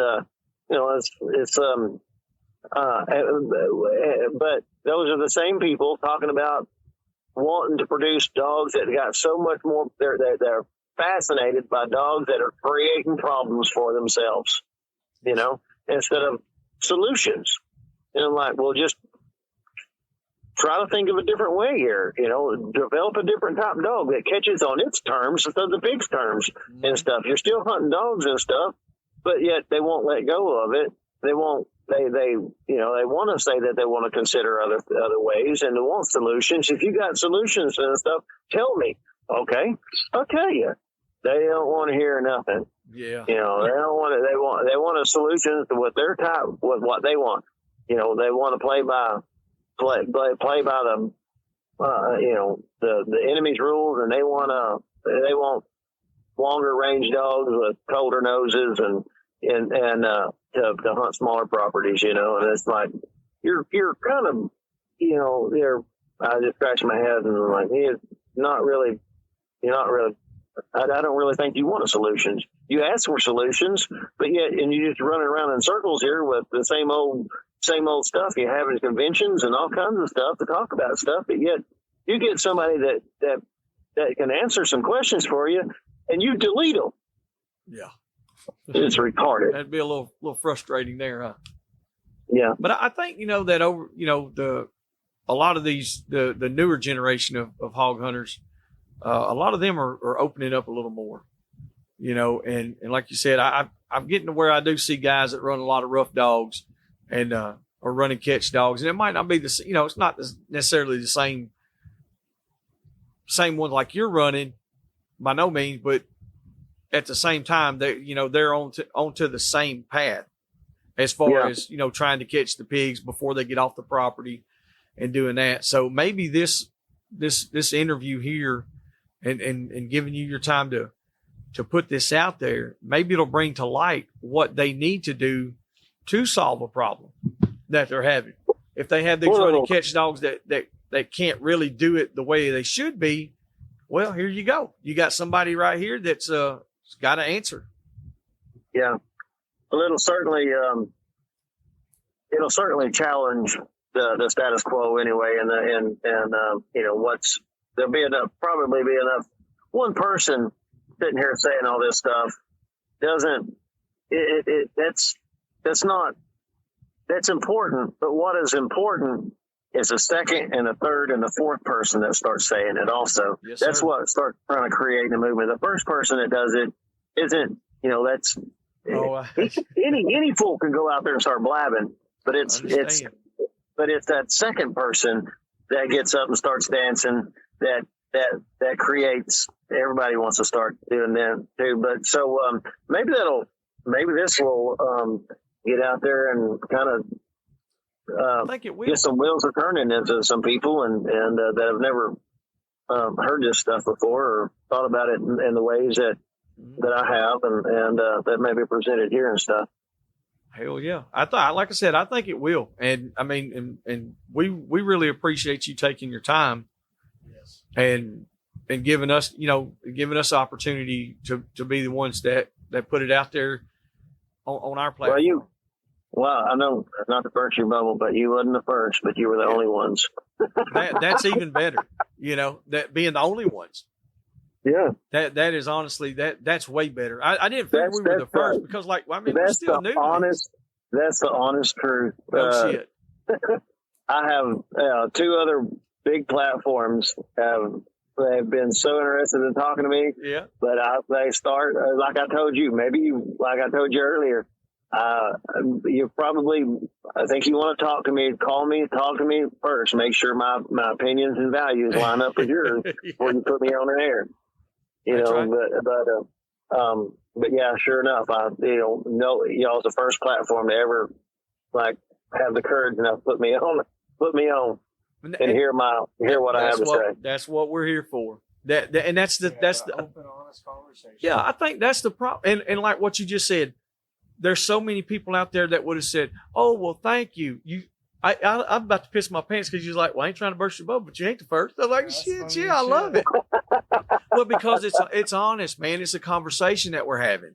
You're not sitting there, you're not janking it around, and we're not doing that with you either. You know, it's like we genuinely want to. We genuinely think that, you know, what you're doing, we know that it'll work. We've done similar things, but totally different. And I'm glad that you went with us. To me, there's not, the value isn't in being first, the value is in being right. There you go. And being, let's say, maybe this does have an effect on the culture and stuff. Maybe it will hopefully have waken a lot of people up that just create a snowball effect, and it is part of the houndsmen taking their country back. You know, part of just our fact, and like a lot of people are waking up, whether it's the church, whether it's the people in politics and stuff.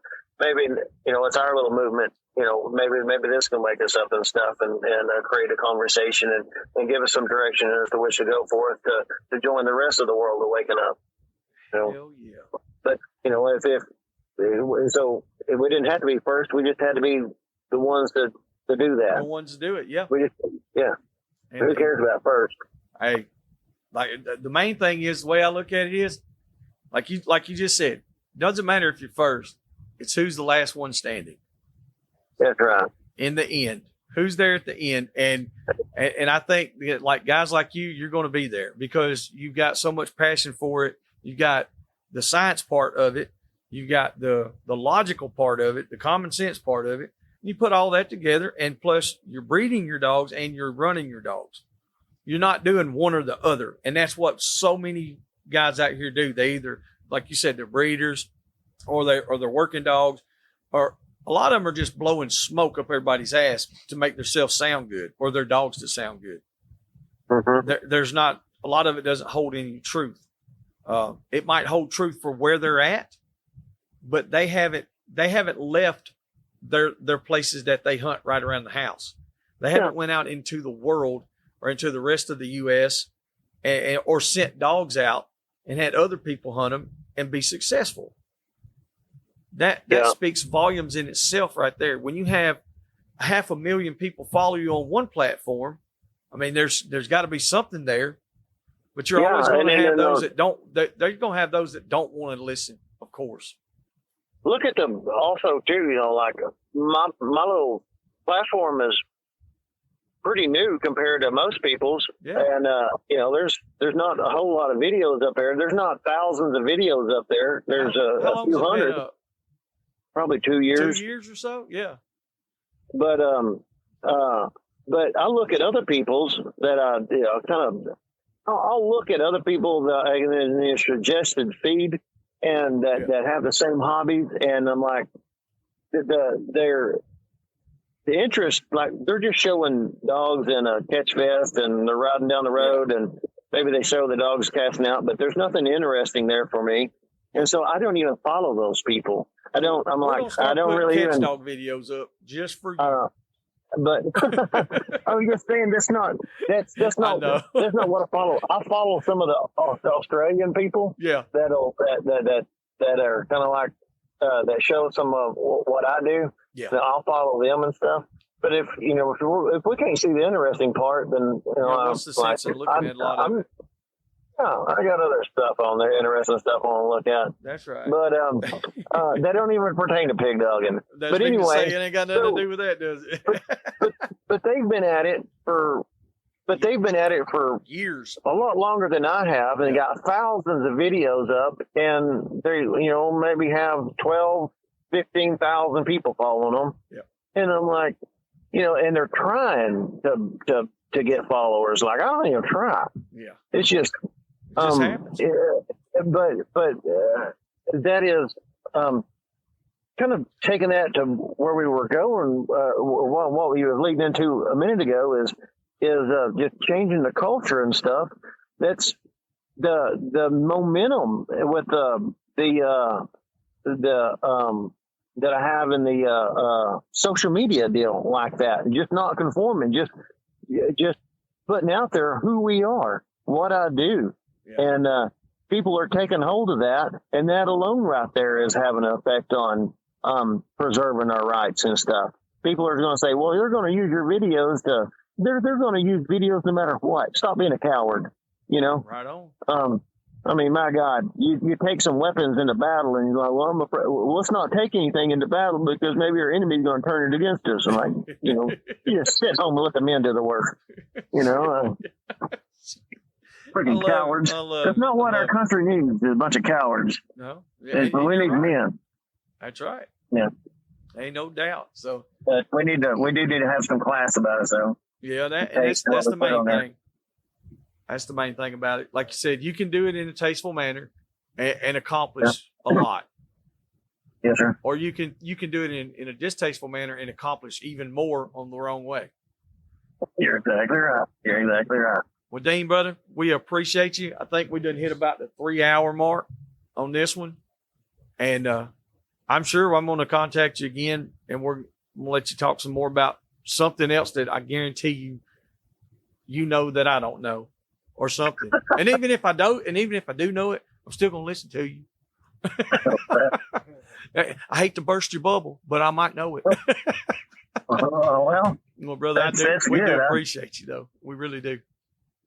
Yeah, well, good deal. I've enjoyed listening. Since I've found y'all, I've kind of enjoyed listening, and I've certainly enjoyed talking to y'all. All right, buddy. Well, that sounds good. Well, we're going to, if anybody needs to contact you, do you want us to give out any kind of info or just get with you on your social media stuff? Oh, I don't care. They can contact me. All right. They do anyway. Okay. I have more conversations per day. It's unreal sometimes, especially when when big dog is in full swing. My gosh. Wide open then, ain't it, bub? Yeah, sometimes when I throw my phone away. Oh, I understand. I had to put a time limit on one today. A guy called me. I was like, "You got 15 minutes." And he thought I was playing. I've done it for so many years, and I enjoy doing it. And I don't care. You can you can give out my contact information. Okay. You can whether it's the easiest way to get a hold of me is on like Facebook Messenger. Yeah, that's us too. Same thing. It just works better. So yeah, I got so much stuff going off on Instagram that like even y'all's messages, like it just blends in with everything else. Yeah, and I physically I got to get on there and look, and that's why I was so late today with replying to your message. I was like 30 minutes, 45 minutes later, something on there. I was like, yeah, I got you. All right, my man. Well, Dean, until next time, my brother, you keep on hanging them hogs. All right. All right. Thank you, man. We'll see you. Yes, sir. Bye-bye. All right. Bye. All right. Fellas and ladies, that was Mr. Dean Ross. To kind of put it into the most understandable thing for some folks who really haven't grasped what the whole conversation has been about. Dean is doing something that there's a lot of people that have done it, a similar thing, but not the exact way that he's done it. He's got his own recipe, and it's more like the Australian style dogs, but an Americanized version that's working really well. And I'm sure there's going to be people that disagree, and that's perfectly fine. But if you do agree and you want to talk with him, holler at us. We can put you in contact with him. If you disagree and you want to discuss it or debate it in a tasteful manner, we would be glad to have Mr. Dean and yourself live right here and debate the problem that you have at hand. And I'm sure he would love it too. So we appreciate everybody. Once again, thank y'all. And we out this mother. Yes, sir. Thank you. Hope y'all enjoyed that episode. Stay tuned for our new episodes every Monday and Wednesday. For questions, advertising, or just to chat, email DixieDoggers01@gmail.com.